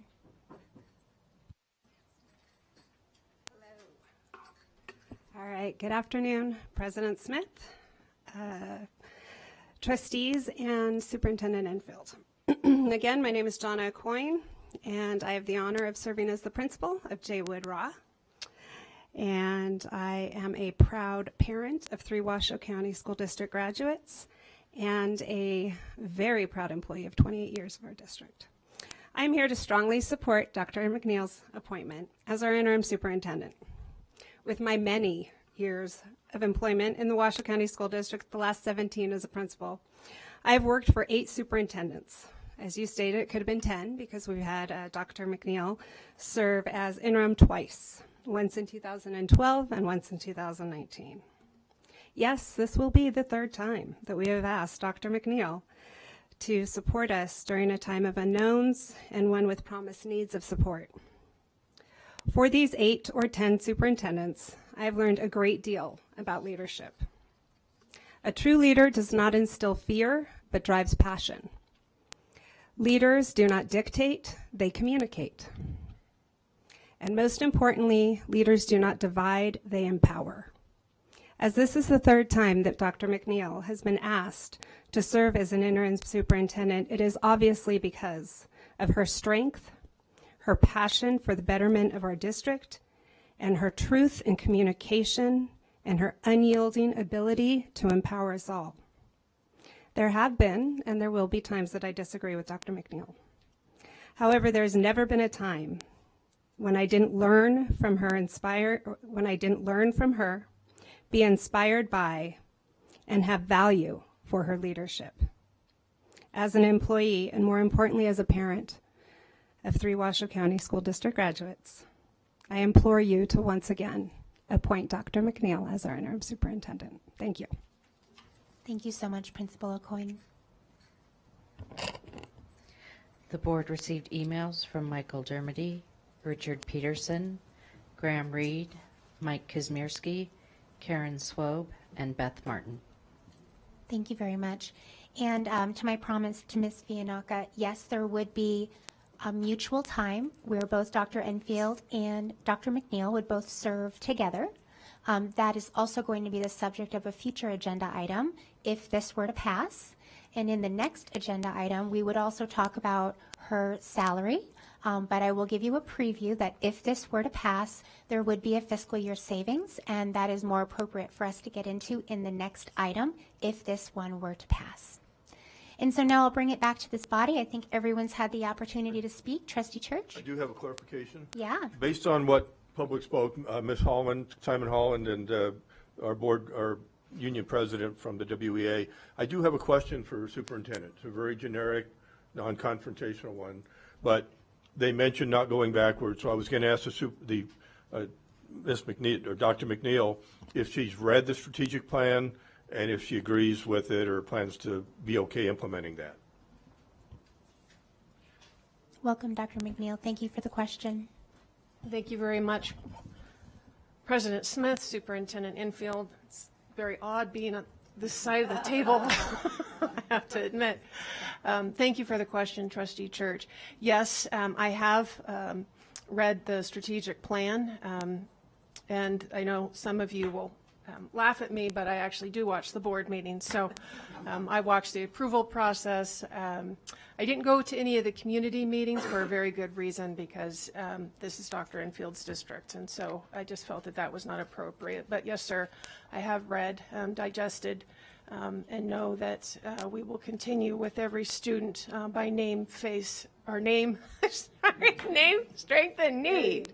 There you go, with the input of our communities and families. Thank you, sir.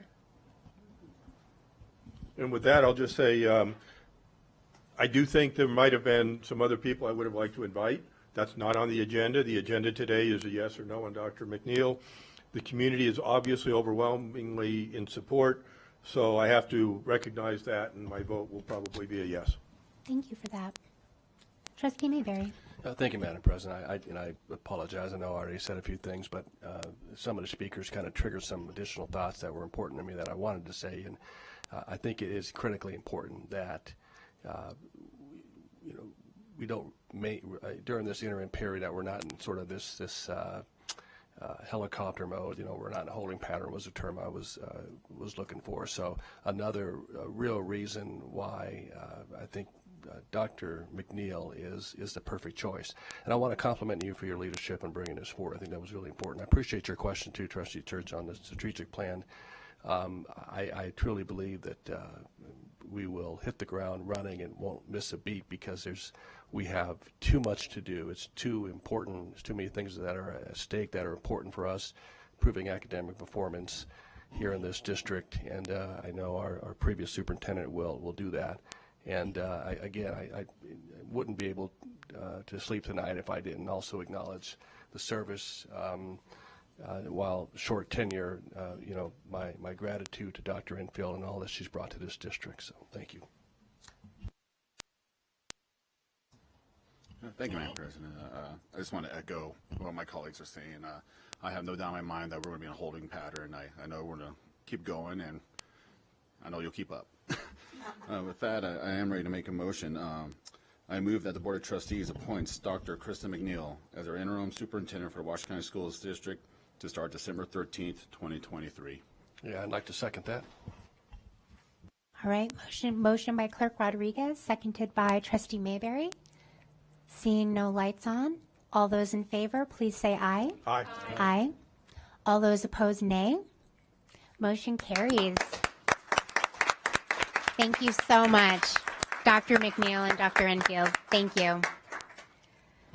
And so I'm going to have us just continue on. Now that we've managed that one significant item, we'll go ahead and we'll dive into these other portions now that we have taken that first action.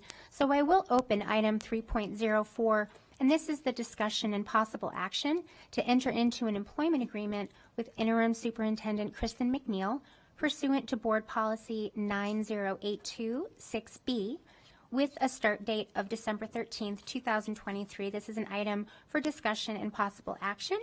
And again, I will be your presenter. Although I do have CFO Mark Mathers in my back pocket, because he is also with us. So in this regard, one of our previous public speakers had a really great question. The way that I would answer is that Dr. McNeil has agreed at her own interest to come back at a salary that is more aligned to what she was earning at the time. That does not, in my mind, diminish the value of Dr. Enfield and the role that she had at the time, or any salary range that this board may approve going forward for a new role. For me, I view this as individual opinion for both of these highly professional women and the value that they bring. I will also direct everyone to the board report, which I know everyone has read. And although they would both be serving for a short period of time, we do still realize a savings on this line item through the end of the fiscal year.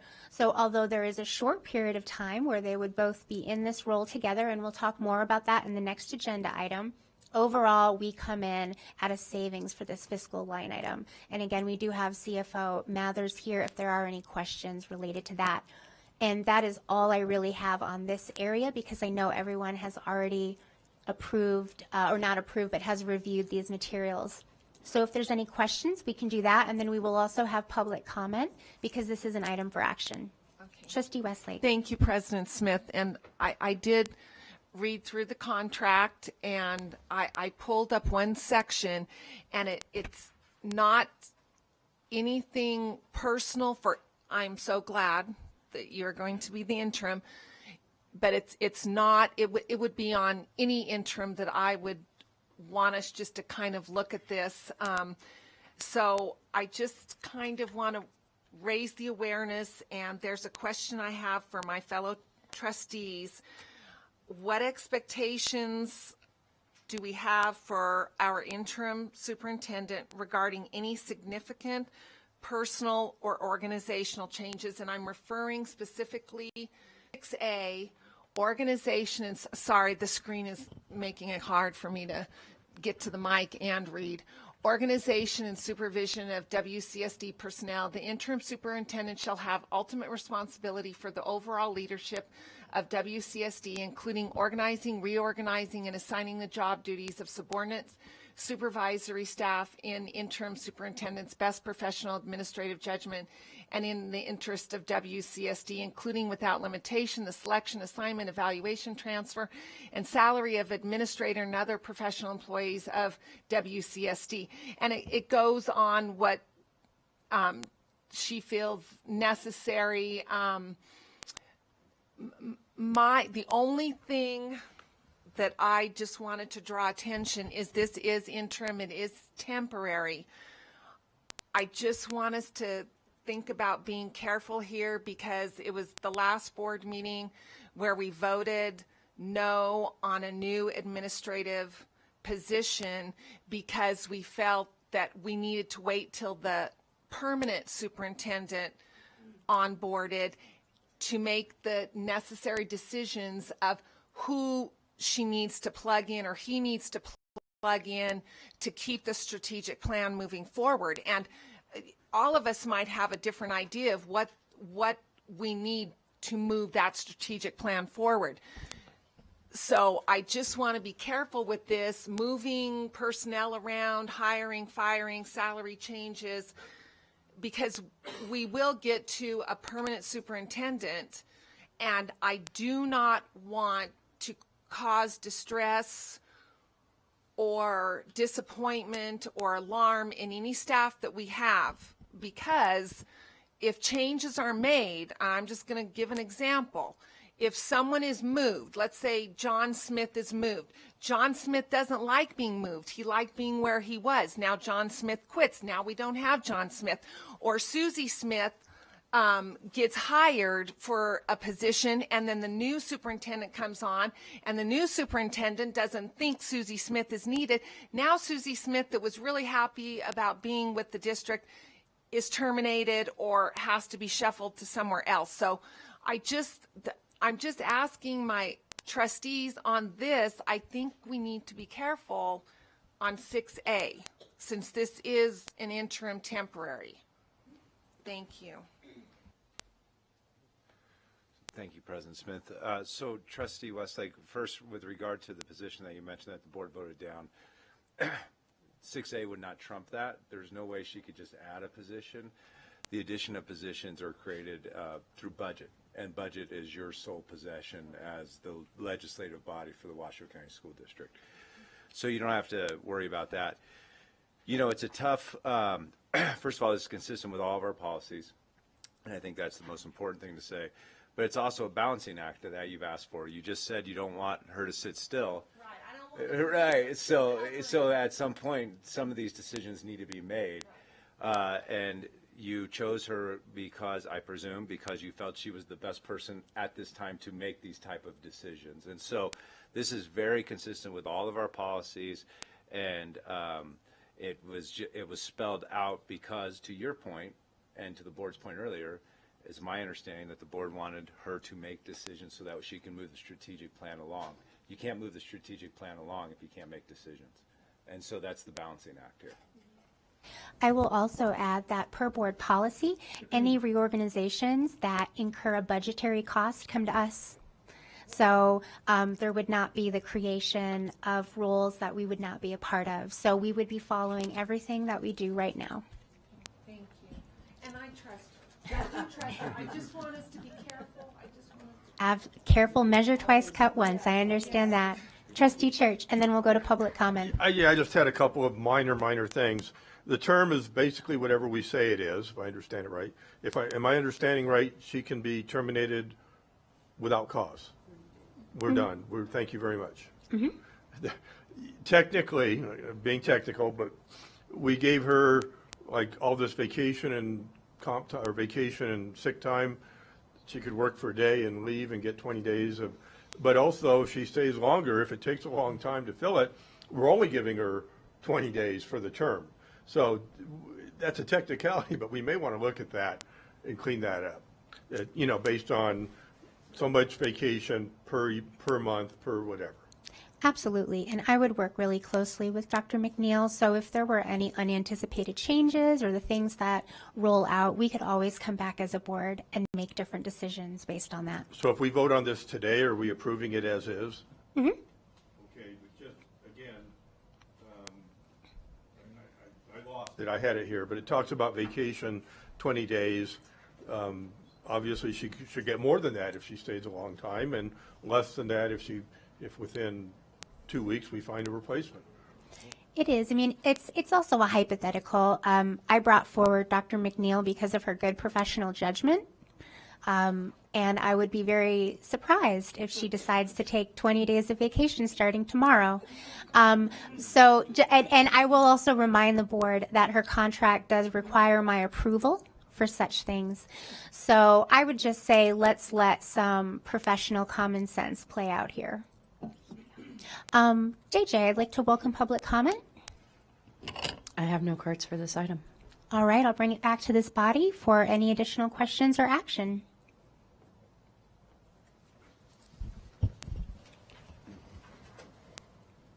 Trustee Mayberry? May I make a motion? Absolutely. I'd like to move. I apologize. Let me just make sure that I'm on the right agenda item here. Oh.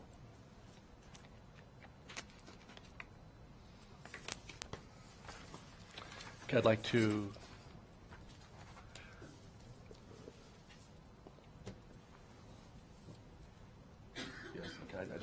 I apologize for the delay. There's so many agenda items for Krista McNeil. I'm trying to make sure I got the same one. Just going to embarrass myself. The Board of Trustees moves to enter into an employment agreement for Interim Superintendent Krista McNeil, including to start December 3rd, 2023. Second. All right, motion by Trustee Mayberry, seconded by Vice President Nicolette. Seeing no other lights on for further discussion, all in favor, please say aye. Aye. Aye. All those opposed, nay. Motion carries 7-0. Thank you so much. All right, and so that closes item 3.04 and brings us now to item 3.05. This is the last item for this series of discussions. And this brings us to the transition plan. This is the discussion and possible action consistent with Board Policy 9055 to delegate to President Elizabeth Smith oversight and management of the onboarding process and transition plan for Interim Superintendent Kristen McNeil, and to direct Superintendent Susan Enfield to create an onboarding process and transition plan for Interim Superintendent Kristen McNeil to ensure the district continues to meet the promises, goals, targets, and pillars of the strategic plan. This is an item for discussion and possible action, and I am again your presenter. So, team, the reason why we need this item is because we are of one body. We only have authority as a body, unless, of course, this body instills upon me, which is what I am asking, to now move forward with Dr. Enfield and Dr. McNeil to put together a suitable transition plan, which these highly professional women are prepared to do starting tomorrow. And so because we are going into the holidays and we cannot convene emergency meetings for every single thing that there is, this instills the authority to me to work with both women and all the teams to ensure that we have a transfer of knowledge, of authority, and responsibilities so that we can send out Dr. Enfield appropriately, but with plenty of preparation for Dr. McNeil as well. And that's something that I will be paying very close attention to if you give me this opportunity to serve you in this way. Seeing no lights on, JJ, do we have any public comment on this item? I have no cards for this item. All right.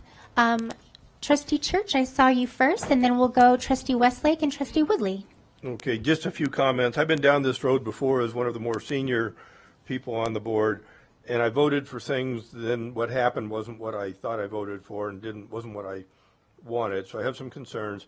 I also don't even understand why we need this. We've hired her. She's working with the superintendent on the transition, and it just seems to be a board function, so maybe I can get some clarity. Well, I think you just said it. You said it seems to be a board function, but you can't have a board meeting every time there's a transition of some knowledge from Superintendent Enfield to Interim Superintendent McNeil. So the theory behind this is that you have Board Policy 9050, I think, that gives the board president some authority in this realm, and the point here is she's going to be your point of contact to make sure that this transition continues and moves smoothly. You know, you could put, I don't want to speak out of line here because it's not part of it. It's part of the agenda item, I want to be clear, but it's not in the title. But you could ask her to report back to you or whatever you need to be done. It's just more of a way that you have some management, because the board president does have some, but not in 9050, but not to this extent. And so this was my legal advice. I said, if you want this to act correctly, you need somebody from your board, and the most logical person is the president. And that's a really good question. So one of the things, if you give me this authority, is I will be directing Dr. Enfield to include updates on Dr. McNeil's onboarding in the weekly superintendent highlights, among other things. That way that there will be information that's shared on a regular basis, and I'm always happy to make myself available to my colleagues with any questions that you have. I do have one follow-up question. It just occurred to me. We have already appointed Dr. McNeil interim superintendent. What is Dr. Enfield now? She's still our acting superintendent. This allows a transition time between the two. I think anyone who's worked professionally has always probably preferred that you might have someone coming into the role before you actually leave it. So this is based on the assumption that it would serve our community in the best way for Dr. McNeil to come on, to gain this knowledge, and then have a transfer of responsibility over the course of that time. Okay, again, hindsight, I should have clarified that before.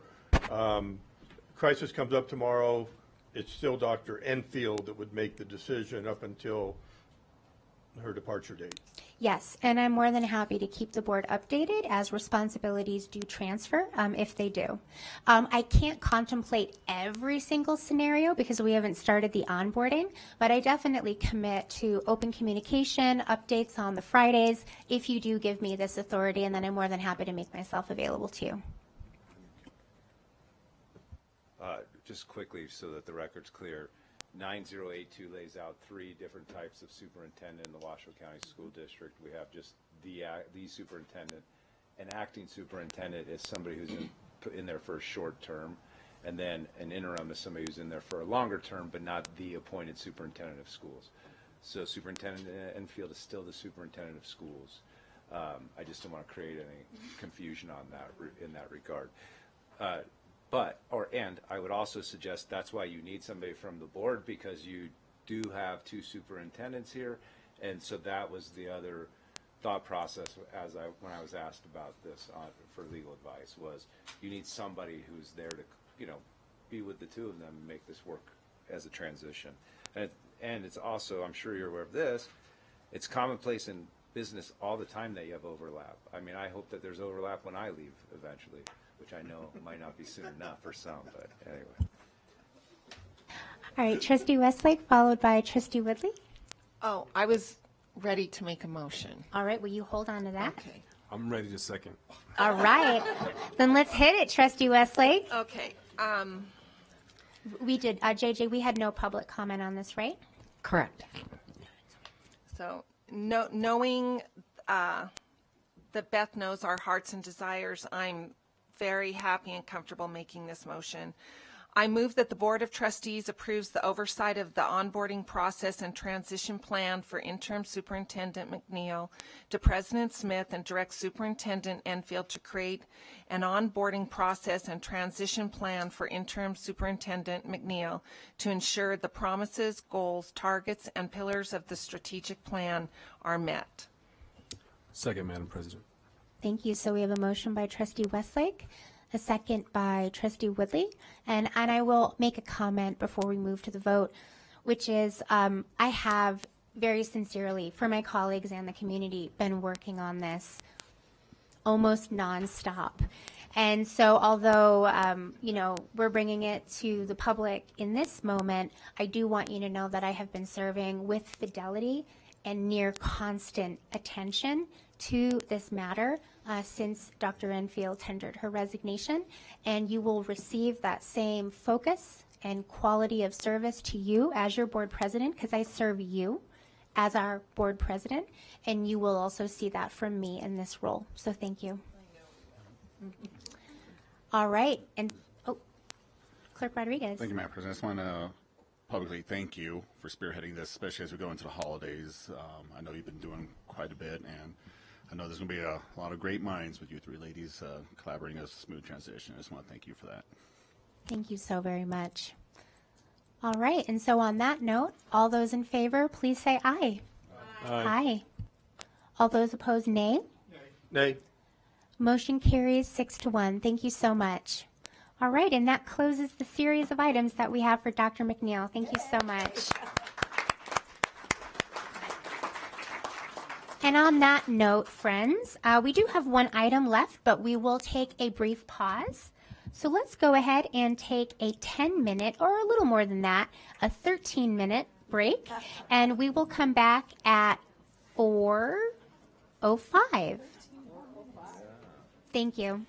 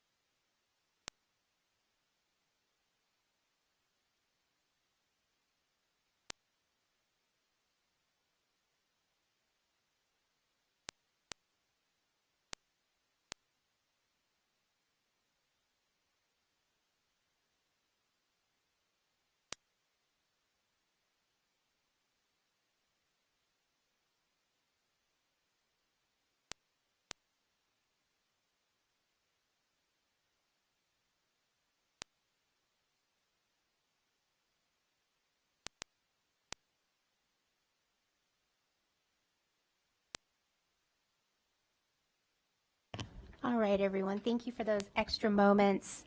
It is 4:11, and I'm going to call back to order this regular meeting of the Washoe County School District Board of Trustees. It is December 12th, 2023, and we're going to go ahead and pick up on item 3.06. This is the presentation and announcement of the 13th annual Holiday Card Contest winner. This is for presentation and discussion. It's one of my favorite items of the year. And we welcome our Chief Communications and Community Engagement Officer, Michelle Anderson, and our Graphics and Communications Specialist, Michelle Giles. Nope, Melissa. Yes, I did not rename you. So I did not rename you. Thank you so much. Thank you, President Smith, Dr. Enfield, trustees. Again, Michelle Anderson, Chief Communications and Community Engagement Officer, with Melissa Gillis, our Graphic and Communications Specialist. Can I have a do-over on that, since I gave her a totally different first name and last name? You are the board president. You do whatever you would like. Melissa Gillis. Thank you very much. As we begin, please take a look around the boardroom at all the creative submissions surrounding us. Like you, this is one of our favorite times of the year. The purpose of our annual holiday card design contest is to promote visual arts in the schools and to engage our students, families, and community members. The annual program is conducted by the Office of Communications and Community Engagement and offers our WCSD students the opportunity to submit drawings or artwork for the district's annual holiday card. The winner's artwork represents our warmest holiday wishes to the community through electronic and printed cards. This is the 13th year we have conducted the contest, and Melissa has managed this project for 10 years. And as you can imagine, it is quite an undertaking, and she does an outstanding job with it, so I wanted to acknowledge her at the beginning here. I also want to thank Miss Amy Barthel, our district's fine arts coordinator, and all of our outstanding art teachers. Without them, this program would not be possible. And we're excited to recognize the winners and their artwork. For the record, Melissa Gillis, Office of Communications and Community Engagement. The rules for the contest are very simple. The artwork can include painting, drawing, photography, or computer-generated illustrations, or any combination of those. The winning artwork is used for the district's holiday card that is sent out to the community. Our department narrowed down all of these entries that you see up around the room to 12 finalists, with 3 being from grades kindergarten through 2nd, 3rd through 5th, 6th through 8th, and 9th through 12th. So the 3 finalists from each grade category.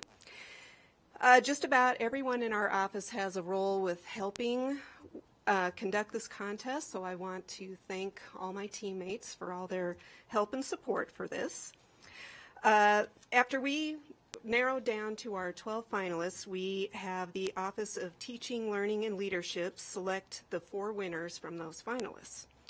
The winners receive gift cards and their artwork in a frame along with a certificate, and the 8 finalists will also receive certificates, and all the finalists and winners will be displayed on our website and on social media. And for all the students out in the audience, we're going to have you come up one at a time to receive your prizes, but we'll wait to the end to take a group photo with our trustees and superintendent. And then Melissa will talk about what she liked about each entry as we go through.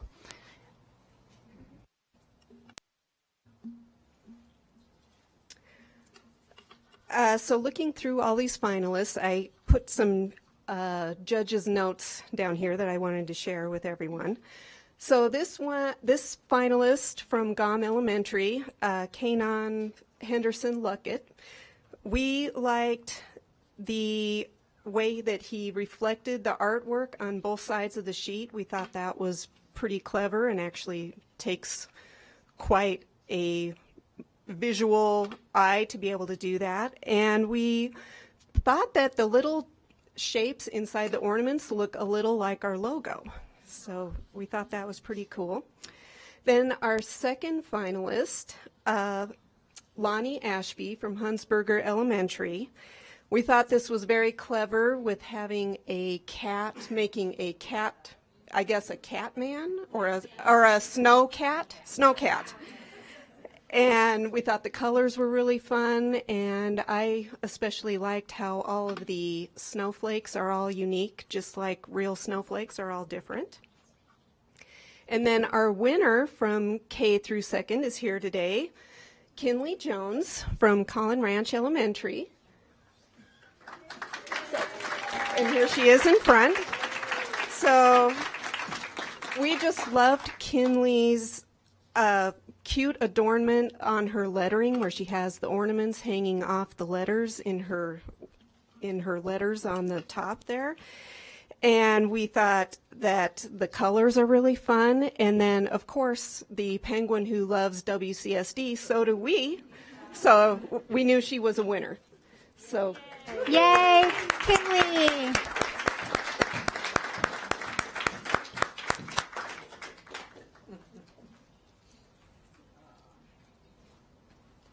So moving on to our next category, it's the grades 3 through 5. And this first finalist is Catherine Lamb from J. Wood Raw Elementary. And we just thought this was super colorful. We loved the detail. And I especially thought that it was very skillful to be able to color in that snow globe around the clouds and around the snowflakes. So kind of considering the negative space in her design. And then our next finalist was Emma Zhu from Collin Ranch Elementary. And we liked this entry because it was so colorful, and we loved the detail and all the texture that she was able to get with her markers, we thought was just really engaging. And then our winner in this category is Timber Duckett. And come on down, Timber. Yay, Timber! So we just thought this was so cute. I mean, we have the gingerbread man in the hot tub that's cocoa, all the details with the gumdrops, and I especially liked the smoke coming out of the chimney that's actually little gifts and candy and everything. Is just really cute. We loved it. Okay, so now we will go to the middle school finalists. So this first entry was from Angie Yu from Swope Middle School. And this looks like it was done with mixed media because I can see some watercolor there, which is really a hard medium to work with because you don't have an eraser with your watercolor paint. And it looks like maybe some colored pencil, but we just thought all the detail that she has in it is just so cute, all the way down to the little ornaments in the windows and the little chocolate chips on the cookies, and of course the cute kitty cat. And then our next finalist is Aleda Ozcan from Billinghurst Middle School. And I really liked the strategic use of color in this one because it's mostly blue and gray and black and white, but then the color that's used in very small amounts really stands out. So you see the bird really pops, and so do the ornaments on the tree. And then our winner for middle school is Casey Chan from Billinghurst Middle School also. And I mean, what more can you say about this? I think it speaks for itself. It's so cute. All the little puppies have their own personalities, and it's just really well done. And markers aren't really very easy to work with either, and I think she's done a great job with all the different textures and everything. And she is not here, but her art teacher is Miss Dandois, so she's going to accept on her behalf and get it to her at school. And then moving on to our high school finalists and winners. Our first finalist is Ryan Rojas from Spanish Springs High School. And you can see that he has done so much with filling the whole page, but still leaving some of the white areas there and just the amount of detail. And I have to say, I thought of this this week because I was wrapping my family's gifts, and I hear this little tearing sound behind me, and my puppy was unwrapping a gift. So I was like, okay, I know that actually happens. And then our second finalist is McKenna Cow. And this is so whimsical and just really looks professionally done. You know, we thought it definitely captures the magic of the holidays and the colors and the expressions of the animals. We just thought was really fun. And then our winner is someone that we have seen here before, Alex Garcia Tappengot. Congratulations, Alex. Alex is just amazingly talented. I hope that she continues her artistic endeavors. She's a senior, so she'll be leaving us. But, I mean, this is just really beautiful. It's colorful. She has lots of texture with it, and I really liked the lettering that was done on it, and it looks really professional and well done. And that is the conclusion of our finalists and winners. And now we will all get up and take a picture with our winners.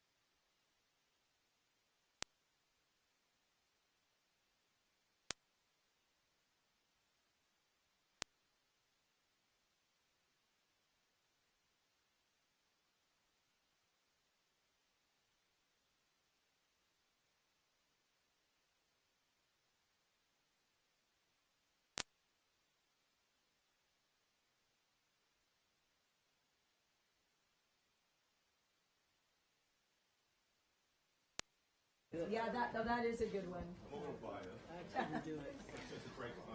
All right, everyone. We will let our guests leave the room so they can go off and celebrate with their award-winning artists.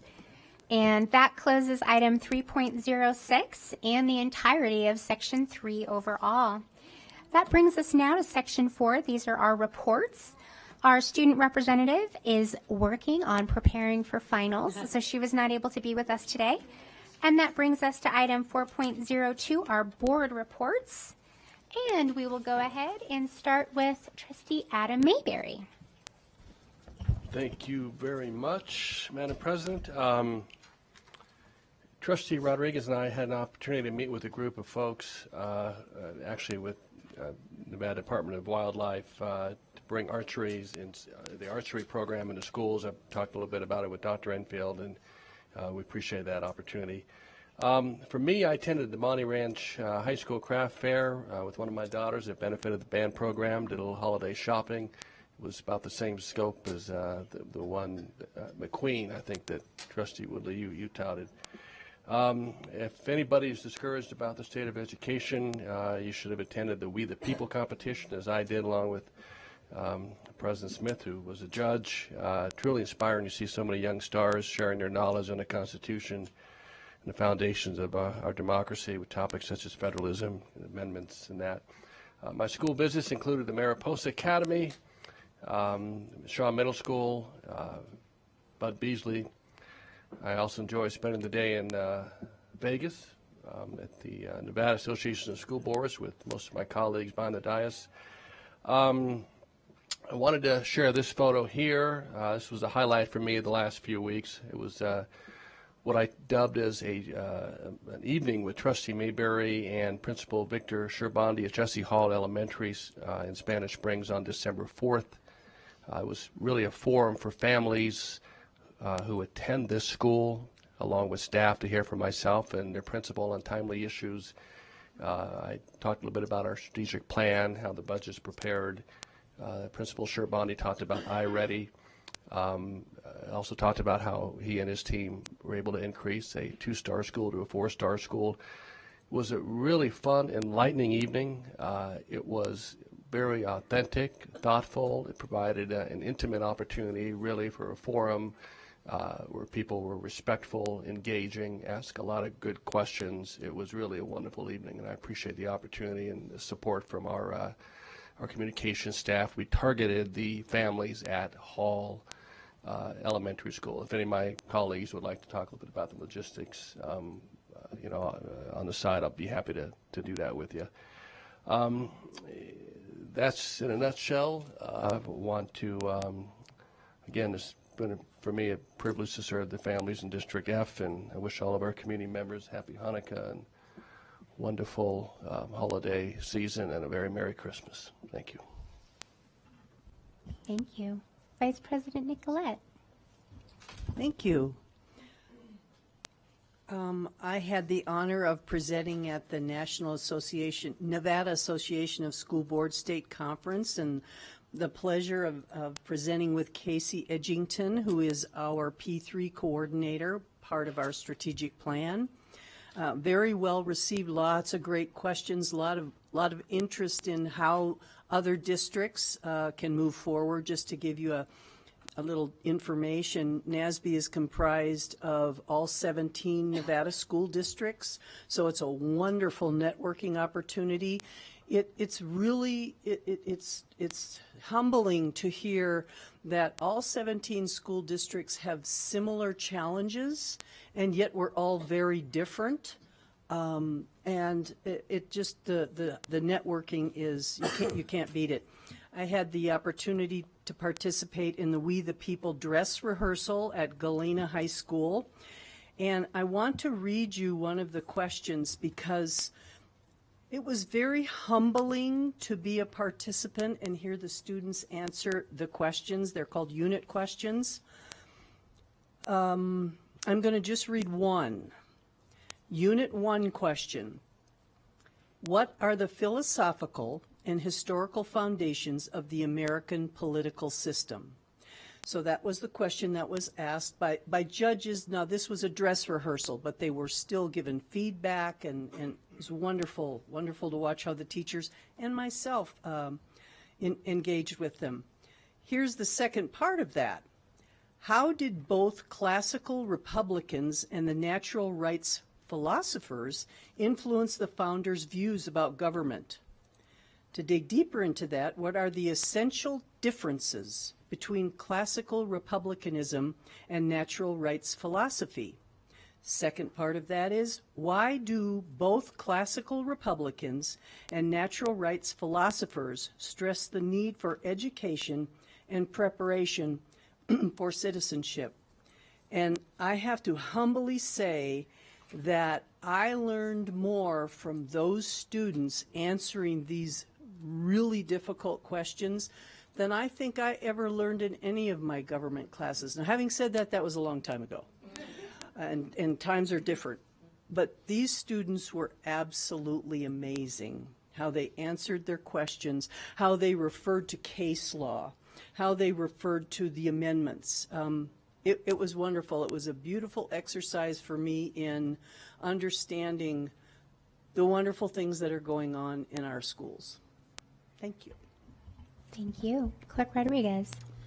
Thank you, Madam President. I'll try to be quick. So I've been out there in my district. A couple things I know I'm working on that I've been hearing from the community is traffic safety, especially along the Spanish Springs area, as well as the North Valleys, obviously my district I highly represent.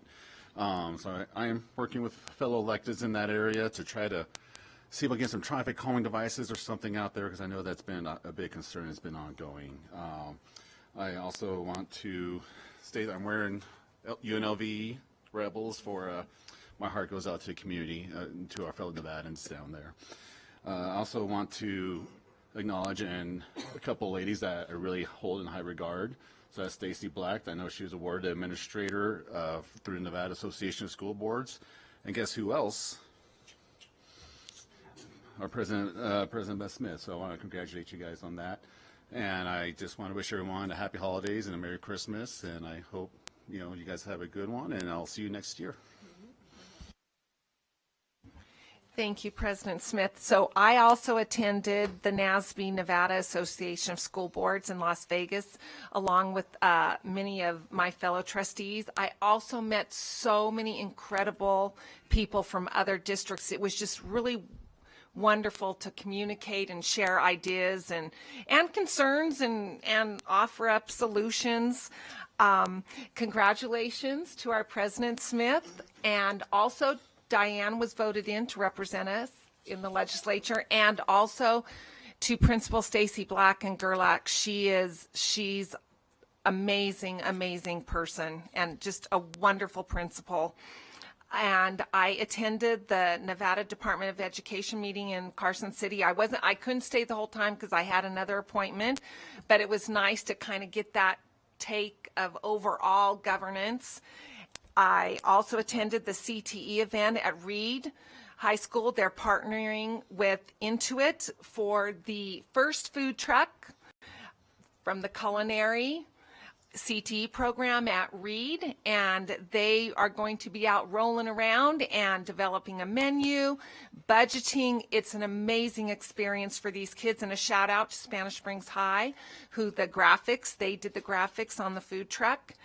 I got to read at Sun Valley Elementary School again, and one of the stories I read was a short story written by my very own grandmother, The Timid Little Snowflake, so that was very dear to my heart. I did a ride-along with Sergeant Baker. Shout out to our school police, amazing individuals, and thank you for your service. Ending up, I want to take the time, because I usually don't have time at the end. I love that chubby little reindeer.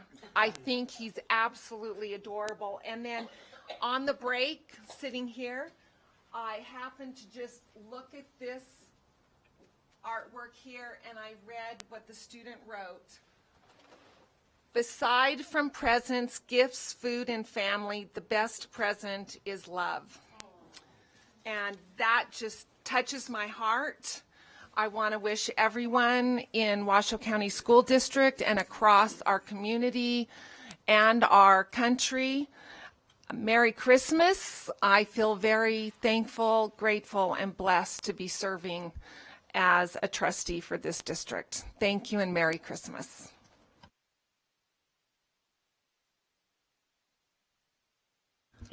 Thank you very much. Yes, as we are in the midst of Hanukkah, happy Hanukkah to everybody, as well as Feliz Navidad a todos, and Merry Christmas, happy holidays to everyone. I also attended the NASB board down in Las Vegas. One thing I want to bring back to our board, it wasn't a vote, but what I think I understood from our meeting was that they want to hear from the boards. They want to hear what the boards want for their resolutions, their legislative actions, what they research, what their positions are. So that's not a decision of us as a director, it's a decision of the board to send forward. Then they can kind of compile that and see what gets the most votes. Number two, I did a meet with the Gwynn Center. The Gwynn Center is a nonprofit that does research, including education. They have a new office in Reno. It's a great organization, and perhaps we can use them in the future for research. I also attended the Department of Education meeting and spoke there, although I did so virtually. And if you think our meetings last long, I had to turn it off. It started, I think, at 2. At 7:30 p.m., I had to turn it off. It was still going.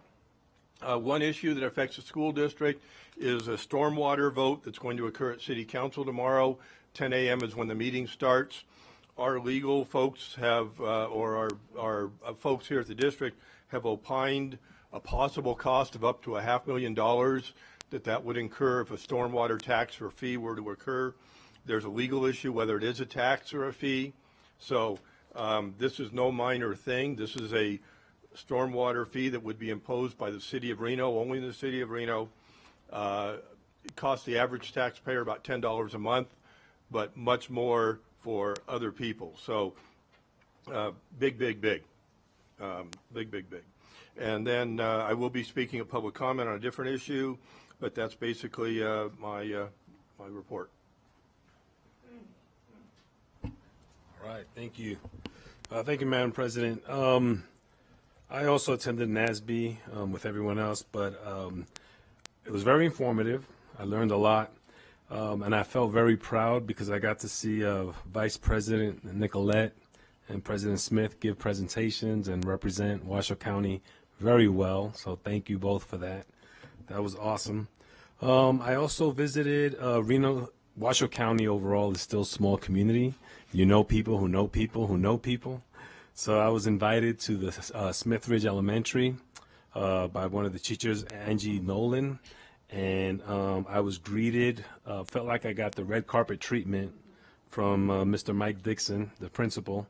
He was very welcoming and made me feel very comfortable there, and I appreciate the experience. As soon as I left there, of course, I let President Smith know that I was in her area. I know we represent all areas, but I made sure to debrief her, and it was a very interesting experience, and I really enjoyed meeting with the teachers and the principal. I also had the privilege of meeting government teacher Tyler Johnson from Hug High School. He was at our last city council meeting at the city of Reno with about 25 students who all came and participated in the government experience. They provided public comment, and it was very interesting to see the kids. The task they were given was any issues or concerns that you have related to the government. I want you to experience what it's like to express your voice to those that have been elected to represent you. So the kids all got up and spoke about what was important to them. So they discussed homelessness, affordable housing, pedestrian safety, safety issues in downtown Reno, the call for more training for all of our police officers as it relates to dealing with the different demographics in our community. I thought that was very interesting. So it was just great to see our kids out there actually exercising their right as a citizen, as a resident of this beautiful country and this beautiful state. And that's pretty much it. I want to wish everyone a Merry Christmas and Happy Holidays. I'll see you next year. Thank you. All right, I've got a few pictures that we'll get up. There's 2 that we can toggle between, and I'll wait until we get that. So I also attended the Nevada Association of School Boards annual conference in Las Vegas with many of my colleagues. Trustee Church was with us. He was otherwise committed when we took this photo, but he was there, and then we'll go to the other picture as well, JJ. I was honored to present alongside Dr. Thomas Alsbury on balanced governance to a really full group wanting to learn more about the history of the Washoe County School District Board and our path with balanced governance. So it was a great conversation with lots of really, really wonderful questions. I was interviewed by the Reno High School newspaper about the superintendent search, which I appreciated. Had multiple school visits to Turning Point, Libby Booth Elementary, and North Star. And I also visited one of our district-sponsored charters, and that was Montessori. And I really enjoyed the opportunity to see the Montessori-style learning that was happening because they are one of our district-sponsored charters. The next picture is I spoke at the unveiling of the Global Street Foods food truck at Reed High School, part of the CTE program there, sponsored by Intuit. It's solar and battery powered, and it is the very first food truck business to be run in the state of Nevada by high school students, which is a great learning experience for culinary arts, for business, and so much more. It's part of our commitment to that hands-on education that they can take directly into the workplace. I was glad to be on air with Krista Remington on Channel 2 for the Share Your Christmas to benefit the Food Bank of Northern Nevada. And I want to give a shout out to our nutrition workers, who I really talked about. They're our unsung heroes. They serve cook and serve about 50,000 meals a day. And earlier this year, in 2023, in the month of May, they prepared 1 million meals for our children, their families, from breakfasts, lunches, dinners, a la carte meals. So wonderful work that you do with that. Thank you. And my last picture, I was a judge and speaker at the We the People Regional Invitational for my very first time. I loved it. These students really know what they're talking about. All of the schools had a very strong showing and will be moving on to state. And congratulations to Reno High School, who did take first place. And I will close by recognizing also that we are in Hanukkah, so happy Hanukkah, happy Kwanzaa, happy holidays. My family celebrates Christmas, so I will say Merry Christmas to everyone, and you are all a gift. It's been an incredible year, and I'm grateful for every moment that I am able to sit here and serve alongside you. It is an honor and joy to serve the Washoe County School District. Thank you. All right, and so that closes item 4.02 and brings us now to item 4.03, our superintendent's report. Thank you, President Smith. I'll just begin again by congratulating and thanking Dr. McNeil, who I feel fortunate to be on a first name basis, and really look forward to working with you in the coming weeks on this. And you know, there's been a lot of talk this evening about the strategic plan, and also about how whenever there's change, there's uncertainty.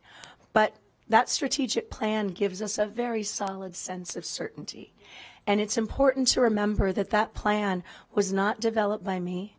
It wasn't developed by the Board of Trustees. It was developed by our community, our staff, our students, with trustee input, obviously. I don't want to leave that out. But that plan is bigger than any one individual. And that plan will continue to guide the way. And it represents, I believe, the greatest hopes and dreams that our community has for our children. But I want to leave you with this, that I think it represents something even more significant. That with that plan and the bold goals that we have named for our children, we have raised the and the work over the last many months that the team here at Central Office have done have raised the bar for what our school staff can and should expect from their central office when it comes to service and support. And we've raised the bar for our families, our students, our community members on what they deserve and need from their school system. And that is not a small thing. And I will be watching with great pride how that work continues in the months and years ahead, and I'm just grateful to have been a part of it. And with that, however you celebrate this beautiful time of year, I wish you all a wonderful holiday season and a happy, healthy 2024. Thank you, Dr. Enfield. And that closes out Section 4 for us, and we move on to Section 5, which is our closing items. And we'll open item 5.01, our closing public comment. JJ?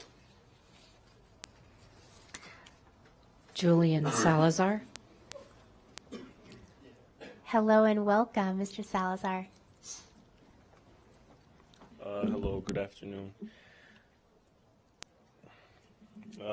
Today I stand before you to recommend for a simple yet necessary change that can significantly impact our lives at school, which is extending lunchtime periods. Our current lunch breaks often feel like a race against the clock, leaving us with minimal to no time to nourish our bodies and recharge our minds. I firmly believe that providing more time for lunch is not just a matter of convenience, but a crucial investment in our overall well-being and academic success. Consider this. Our brains function at their best when properly fueled and rested. A long lunch break allows us to enjoy our meals without the pressure of being rushed, promoting healthier eating habits and improved digestive system. Beyond the physical benefits, it provides a mental break, allowing us to recharge and return to our afternoon classes with a renewed, focused energy. Furthermore, a more extended lunch break fosters social connections among students. Currently, the rush to finish lunch leaves little to no time for conversations and relaxation. By giving us more time, we can grow stronger friendships, engage with extracurricular activities, and seek assistance from our teachers during this break. These social interactions contribute to a positive and supportive school community. Critics might argue that extending lunch breaks could cut into valuable instruction time. However, research shows that well-fed and rested students are more attentive and better able to take information. Quality often overcomes quantity in education outcomes, and a brief sacrifice of instructional minutes can be outweighed by the long-term benefits of healthier, more focused students. In conclusion, asking for more lunch time isn't just about getting a few extra minutes. It's about recognizing the importance of taking a break, refueling our bodies, and giving ourselves a chance to recharge. It's like giving our brains a breather so we can come back to class refreshed and ready to learn. Plus, having enough time to eat a proper meal can help improve our focus and concentration. So advocating for more lunchtime isn't just about the clock. It's about prioritizing our well-being and making sure we have what we need to succeed at school. Thank you. Thank you very much. Melanie Medina. Hi, Ms. Medina. Welcome.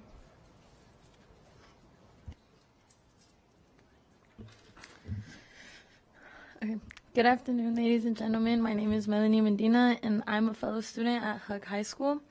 Today, I would like to draw attention to a fundamental aspect of our daily lives at school, our lunches. The meals we consume during our break aren't just about satisfying hunger. They play an important role in our overall health, well-being, and academic performance. It's time for us to advocate for better school lunches, not just as a luxury, but as an essential investment in our present and future. First and foremost, consider the impact of nutrition on our ability to learn. Numerous studies consistently show that well-nourished students show improved concentration, better memory retention, and overall enhances our function. Simply what we eat directly affects how well we can engage with our studies. By advocating for better lunches, we are investing in our own academic success. School lunches have a lot to do with the habits we are forming.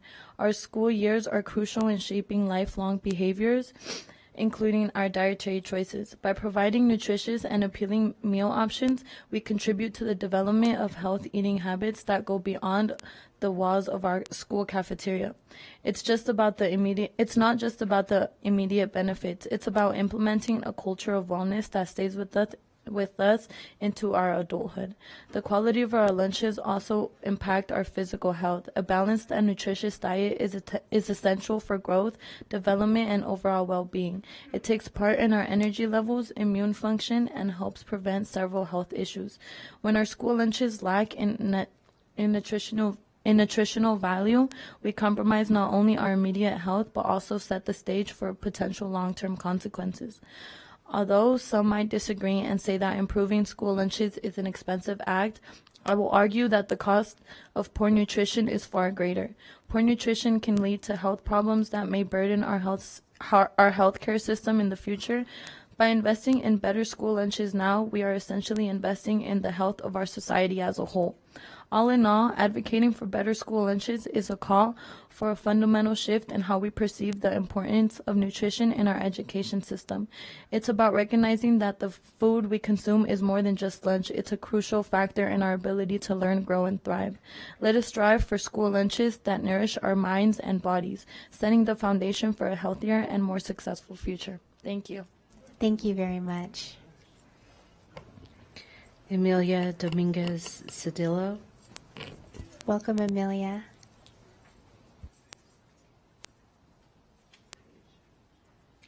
Good Good afternoon, Washoe School District. My name is Emilia Dominguez, and I am here on behalf of Proctor Hug High School. Today, I would like to address supporting a necessary and compassionate change in our high school system. The expansion of daycare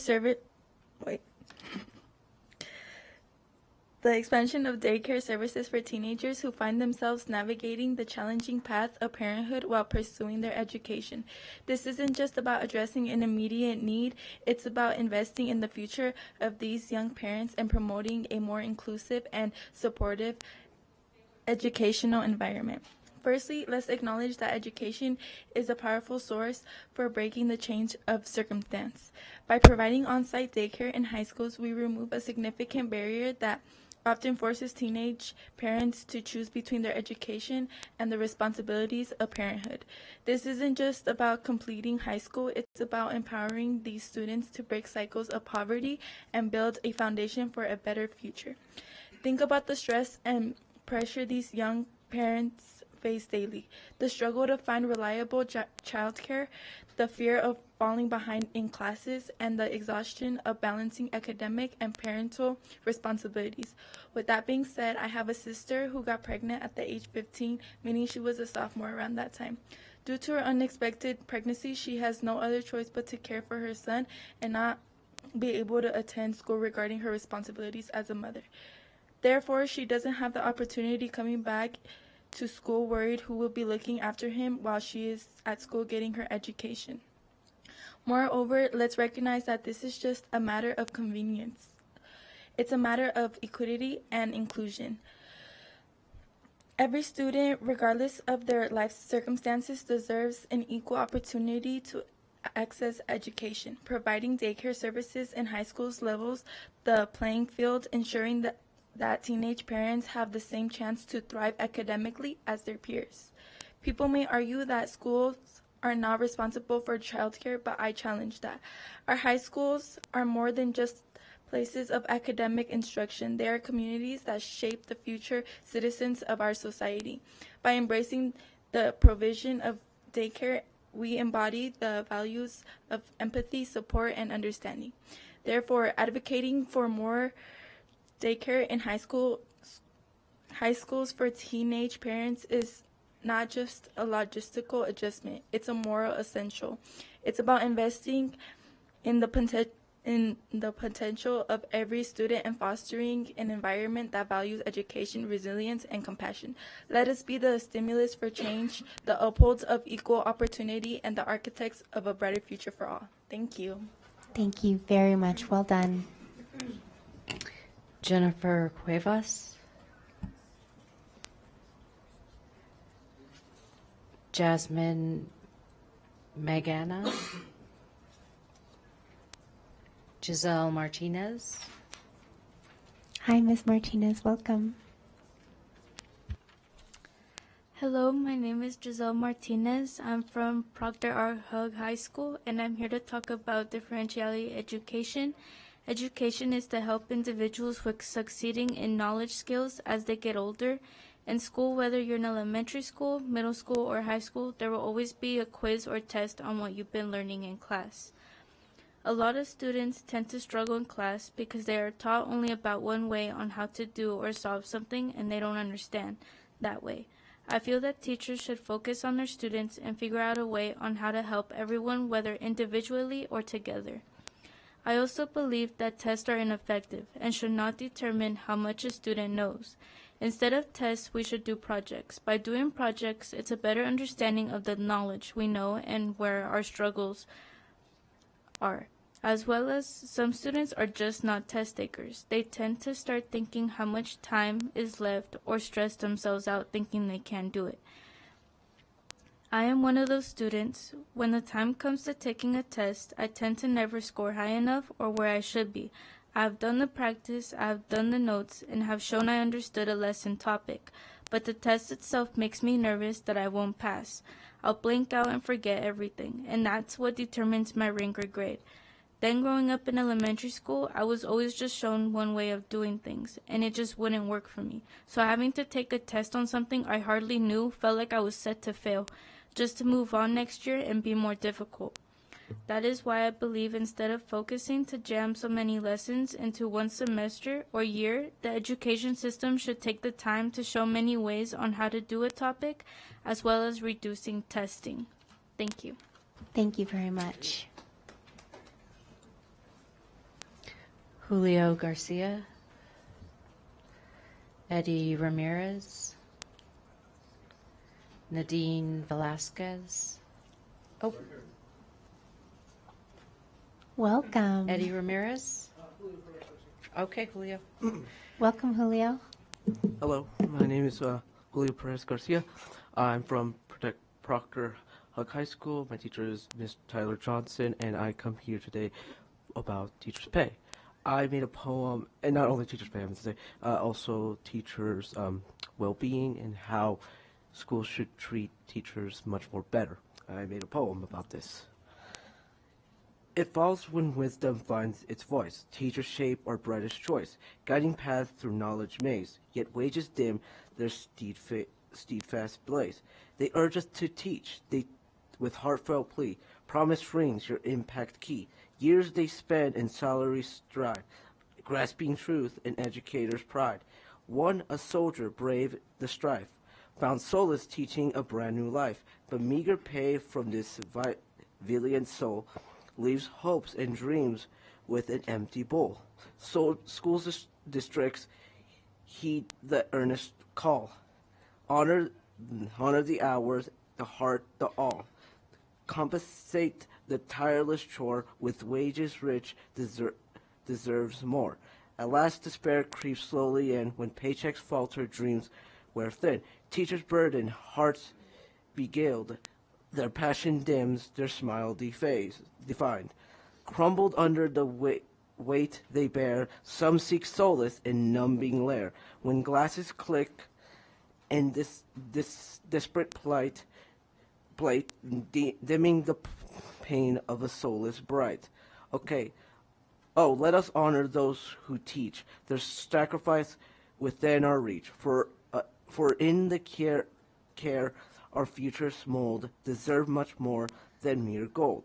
Teachers, you unsung heroes of our days, their worth for beyond what pays. Injured, yet denied respite, grace. Their dedication, a relentless chase. A broken leg, a silent plea for mercy in time of need. A weak to heal, to tend men, without a cost, their time to spend. Acknowledge the sacrifices made. Grant them the care they've displayed. For their value exceeds a mere wage. In their hands our minds engage. Let's honor, support, and uphold their tireless efforts, pure as gold. Respect and care they truly earn. Their flame within forever burn. That was wonderful.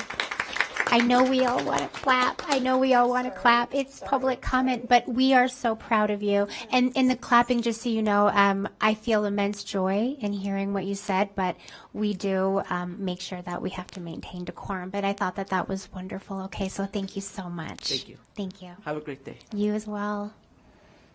Eddie Ramirez. Welcome, Mr. Ramirez.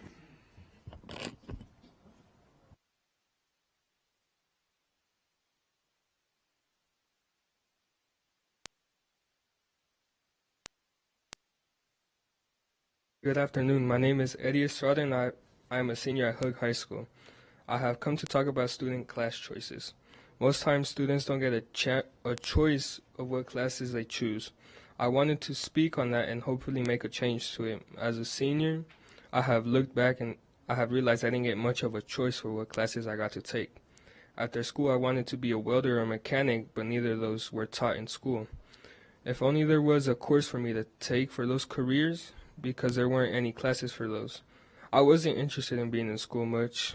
I believe that if there was a larger selection of courses for students to take, it would be a higher rate of students that would want to go to school. It has been shown, especially in the hallways at school, that not many students have an interest in school, but only show up because it's mandatory by the state. Having more options for what type of courses students can take, I think, would significantly impact the lives and aspirations of students in our district. In conclusion, I appreciate your time and consideration on this matter as we shape the educational landscape for the future. Let us work together to provide students with the tools they need to succeed in their chosen paths. Thank you. Thank you, and thank you for your advocacy. Nadine Velasquez. Welcome, Ms. Velasquez.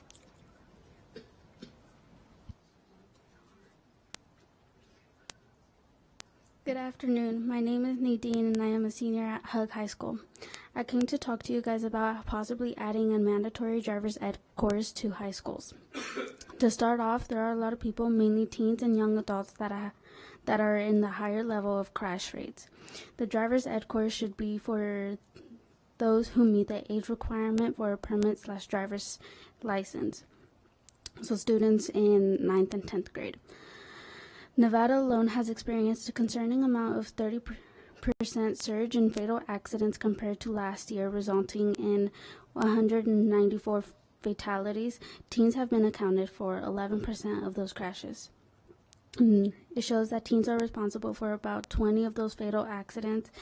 I feel that adding a driver's ed course to the students' curriculum can prevent those high crash rates. I myself, and I know other young responsible drivers, along with most adults, have noticed that the young drivers in schools tend to cause a lot of traffic while exiting the school grounds after school. Traffic gets backed up so much that it sometimes takes up to 20 minutes just to leave the parking lot. I say once again, I believe the driver's ed course should be for those who made the age requirement. Unfortunately, we cannot help the older adults, but teaching the students how to drive responsibly can make it safer out on the roads and prevent not all, but some of the further crashes because of course crashes do happen. Thank you for your time and consideration. And thank you so much for being here. We appreciate you. Annabelle de Bojas. Valerie Fiannaca. Welcome, Ms. Fiannaca. I've heard from more kids in this meeting, I think, and I'm really proud of you kids from Hug if you're still out there. I've heard from 6 Hug students today at least. There was one at the county commission today that I'm going to relay what they said because I think it's relevant information for you all to hear. This student was saying that at least 30% of his school is empty for the first 2 periods of school because of the traffic problems surrounding Hug High School, which I think was just echoed by this young lady. And he said it's dangerous. He walks, and I was really glad to hear that that was on your agenda, that expanding that. I don't know if they'll fall into that category, but he said it's death-defying to get to school in the morning, and so many kids just don't do it if they don't have a ride from their parent. It's impossible. I'm proud of those kids. They're smarter than all the adults in the room, in my opinion. Now I'm going to go on and say what I really wanted to say. I'm very concerned about the harassment of our elected trustee church. He may not fit the model that you may want in that seat, but he was elected by the citizens, not appointed. He's seen nothing but humiliation and derision. You may not realize it's coming across, but it's coming across to the audience, to the point that I don't even want to come to meetings anymore. It makes me so mad. Your legal counsel is writing your board policy, which is your job, in my opinion. With him he should be giving you input as to its legality after you've written it. You're not even choosing committee members. To save you time? Really? Do you even need, are you guys even needed except to stamp spending? I don't know. Apparently everything you do is mandated, so I've heard. So do we even need a school board? I would point out to you that 52 people applied for the library board of directors, and their applications, resumes, and letters of recommendation were all posted online for public access with the agenda for the Board of Commissioners. Every public citizen that goes to a county commission meeting or goes online to watch them had access to all those resumes. There wasn't upheaval. Nobody stormed their houses. Nobody did anything crazy to these people. Some of them actually showed up in person to plead their case for why they were the best person for that job. It was well worth the effort to get 52 applications. It was wonderful. And I think they chose the best people for the job. Many, I don't believe an open process would discourage applicants. I think it would be just the opposite. People would feel encouraged to come and apply for openings. You say you haven't had many people apply. I think it's the culture you have that created that problem, and it's that you want to protect this system at all cost that has created that problem. Thank you, Ms. Fianaka. Sandy Tibbet. Welcome, Ms. Tibbet.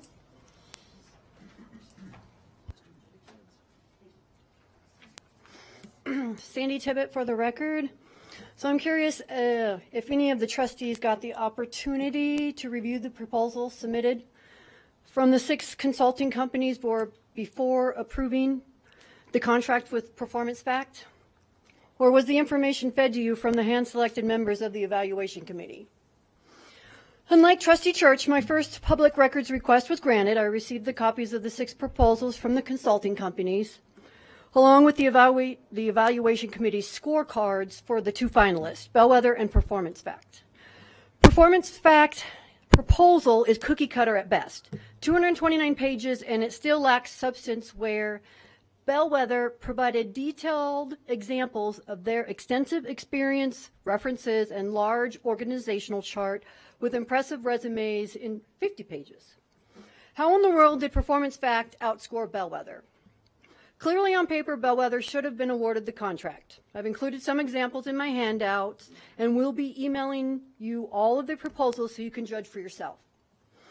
How was Performance Fact selected as a finalist over Public Consulting Group, who has 14 years experience in 6 counties in the state of Nevada and employs a manager who is a part-time resident of Carson City and would have been an advisor on this project? On October 26th, the evaluation of 2022, October 26, 2022, the evaluation committee met to review and discuss the proposals and pick their 2 finalists. Was that meeting subject to open meeting laws? Because I would love to know how the committee arrived at their decision. So in the name of transparency, I've requested the minutes from the meeting along with any supporting documentation. Unfortunately, I was denied my second request because I'm being told individual scoring worksheets do not meet the definition of a public record. Even though in my handout I just gave you, the very top page is the scorecards for 2 of the finalists. How does that make sense? Also, each contained a public disclosure form from Washoe County School District, which was required to be completed, signed, and returned with their proposals. Performance Fact completed a section of the form, but failed to sign it, and our committee appears to have accepted it, because you granted the contract with them. For ethical reasons, doesn't Performance Fact have an obligation to disclose his long-term relationship with Susan Infield? And if not, why didn't he use Infield as a reference for his work on Highline's strategic plan during her tenure there? Plausible deniability, maybe? Thank you. Thank you, Ms. Tibbet. Mike Krogan. Welcome, Mr. Krogan. Thank you. Good to be here. Mike Krogan for the record. I have 3 distinct topics: alarm, restorative justice, and homeschooling. I'll try to go fast. I'm alarmed because there is a lawsuit, apparently, that is attempting to require that personal information, family information, be submitted to public figures and public institutions. All I have in my alarm is what I read in the paper. And my immediate reaction is, we are losing voting officials behind this kind of thing because people are visiting them in their homes to harass them for the work that they're doing for the public good. I think it's a responsibility for all of you. I'm not one to come up here and lecture you like some other members of the community, but I think we need to be very careful about getting information on public figures so that we can submit it to the public. There's some evil-minded people out there that will use that information. Restorative justice is just a think aloud, so I'll read a note. Teaching youth to correct past wrongs having raised 6 children and watching them raise their children and teaching the youth for 40 plus years, I'm trying hard to understand why that's not a good idea. Maybe let's return to punishment and consequences. That might lead us to where we are today, with violence in schools. Maybe even to assuming the position of palms on the principal's desk while she whacks some kid with a paddle. And finally, I'm going to be sending you a really interesting article. I warn you, it's long. A really interesting article on how we have arrived where we are at with respect to homeschooling. I would encourage you to check it out. Take 2 or 3 nights if you need. I have to follow the lead. Happy holidays to you all. It's good to be back here, and I'm looking forward to the new year with you. Thank you so much, Mr. Krogan. Jeff Church. Welcome, Mr. Church.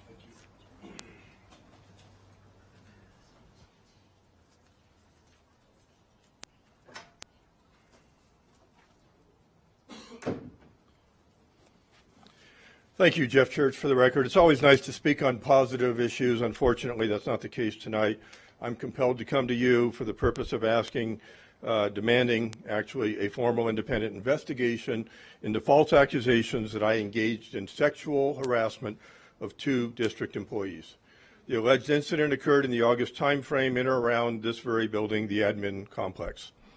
In September, I was requested at a meeting to, quote, give you a confidential briefing on a district matter, end quote. Being suspicious, I replied, I am cautious. If this relates in any way to myself, per board policy 9051, or my character alleged misconduct to professional competence, end quote, I would like to know in advance. And that's actually the end quote. And I requested a witness or rep. In fact, I was not receiving a briefing, but I was interrogated into my alleged sexual harassment of 2 district employees. It was specific as to the time and place. I was asked to sign a document. I refused. I asked for an investigation and a review of the video. Thankfully and finally, I was forced to do an NRS 289 public document request. Thanks to this wonderful law, I received the video in November, and it shows that I was not there. 100% innocent. The 2 persons in question were never approached by any mail. I was in the boardroom the entire time of the allegation. But for NRS 239, I would have never known this false accusation of 2 versus 1 could have been, and still is, hanging over my head, including to be used against me should I seek public office again. Admin Reg 4425, harassment, sexual harassment, intimidation, states in part, false accusations. Persons who knowingly bring false accusations will be held responsible for their actions and may be subject to disciplinary action. And the district will endeavor to complete an investigation into harassment or discrimination not later than 15 business days after the administrator supervisor receives a complaint. Admin Reg 9166, the division shall conduct an investigation pursuant, blah, blah, blah. Attached and given, and also via formal channels, is my request for an investigation, public document request, and a summary of that incident. I was, and possibly still am, subject to censure over this. Of course, now I know, thank God, it's not true that I can prove it. I could have been subject to legal action. And perhaps more importantly, the perception in the community from my friends, my family, my wife, people that see me in the grocery stores, that I was accused of being a sexual harasser when in fact I was not. Thank you very much. Thanks, Trustee Church. James Bentham. Welcome, Mr. Bentham.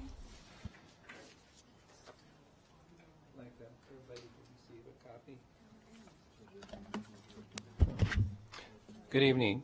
James Bentham for the record. I'd like a copy of this news report put in the permanent record, and also earlier the policy from Carson City School District. School will restart in a few weeks. It's an opportunity for a new beginning to be started to keep students confident, peaceful, and safe. In the news article that I'm asking to be passed around, Lyon County Sheriff's Office School District implement zero tolerance policy on threats, violence. I believe that this article is appropriate for Washoe County, just as it is for Lyon County and other counties that are experiencing extreme discipline issues, including criminal activity. The Sheriff's Department said they'll be implementing a zero tolerance policy for weapons and violence in schools. This is necessary so that students will be able to feel safe, achieve academically, and not be fearful or traumatized. They also say that effective immediately, all personnel will be cooperating with the Sheriff's Department. No criminal activity will take place without criminal action. Principals, teachers, staff are encouraged to identify, report, and stop these actions. School administrators will be educating students regarding laws on school violence, possible consequences, implementation of these zero tolerance policies. I believe that this would be a good way for the school district to start the new year, cooperating with the Sheriff's Department. One thing that you could implement would be measurable goals for your principals. It'd be very easy not to report incidents so that your school looks better. But when I hear about lawsuits or news concerning the schools on the TV, I believe that measurable goals are needed and would help increase parental satisfaction and hope. Thank you. Thank you very much, Mr. Benton. Matthew Lowry.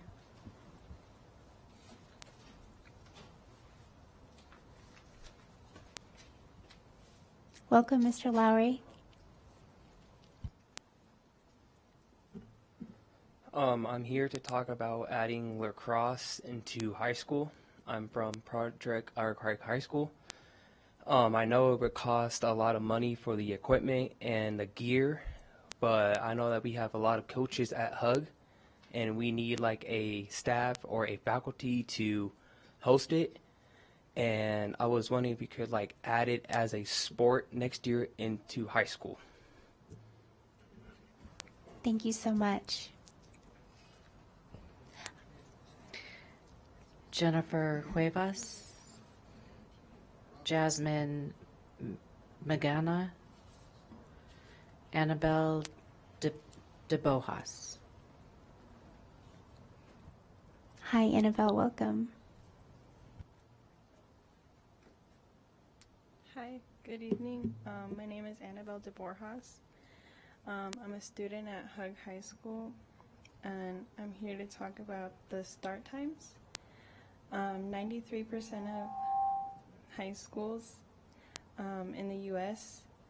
and 83% of middle schools in the U.S. start before 8:30 in the morning, and a good amount of students don't get up early enough to make it on time to the early classes or even at all, because they sleep in the morning and they sleep later at night, whether they're working or on electronics or catching up on the schoolwork from those early classes that they've missed. This lack of sleep leads to poor academic performance from tired adolescents who fall asleep in class or doze off during teachers' lectures. These early start times can over time lead to depression in these adolescents and can lead to being overweight and or drug and alcohol addiction. Personally, as a high schooler who's worked for 2 years and has been going to sleep late. I don't get to bed until at least 11:30. From this late bedtime, I can't wake up in the morning for all 4 years of high school. I have not been on time to my first period or even shown up in who knows how long, and I hate that I can see myself in my younger sisters, and hate is a strong word, but I have to use it. Thank you. Thank you very much. The board received emails from Abby Munninger, Colby Reardon, Gurte Singh, Bryn Hall, Kimberly Terraquez, Andrina Garcia, Ethan Alea, Luis Diaz, Michelle Menendez, Zoe Bray, Karen Rodriguez Avila, Jocelyn Figueroa, and Carol Walker. Thank you, JJ. All right, that closes item 5.01 and brings us to item 5.02. Our next meeting will be Tuesday, January 9th, 2024 in the new year. And then that now takes us to item 5.03, adjourning the meeting at 5:22 p.m. Thank you all and have a very happy holiday.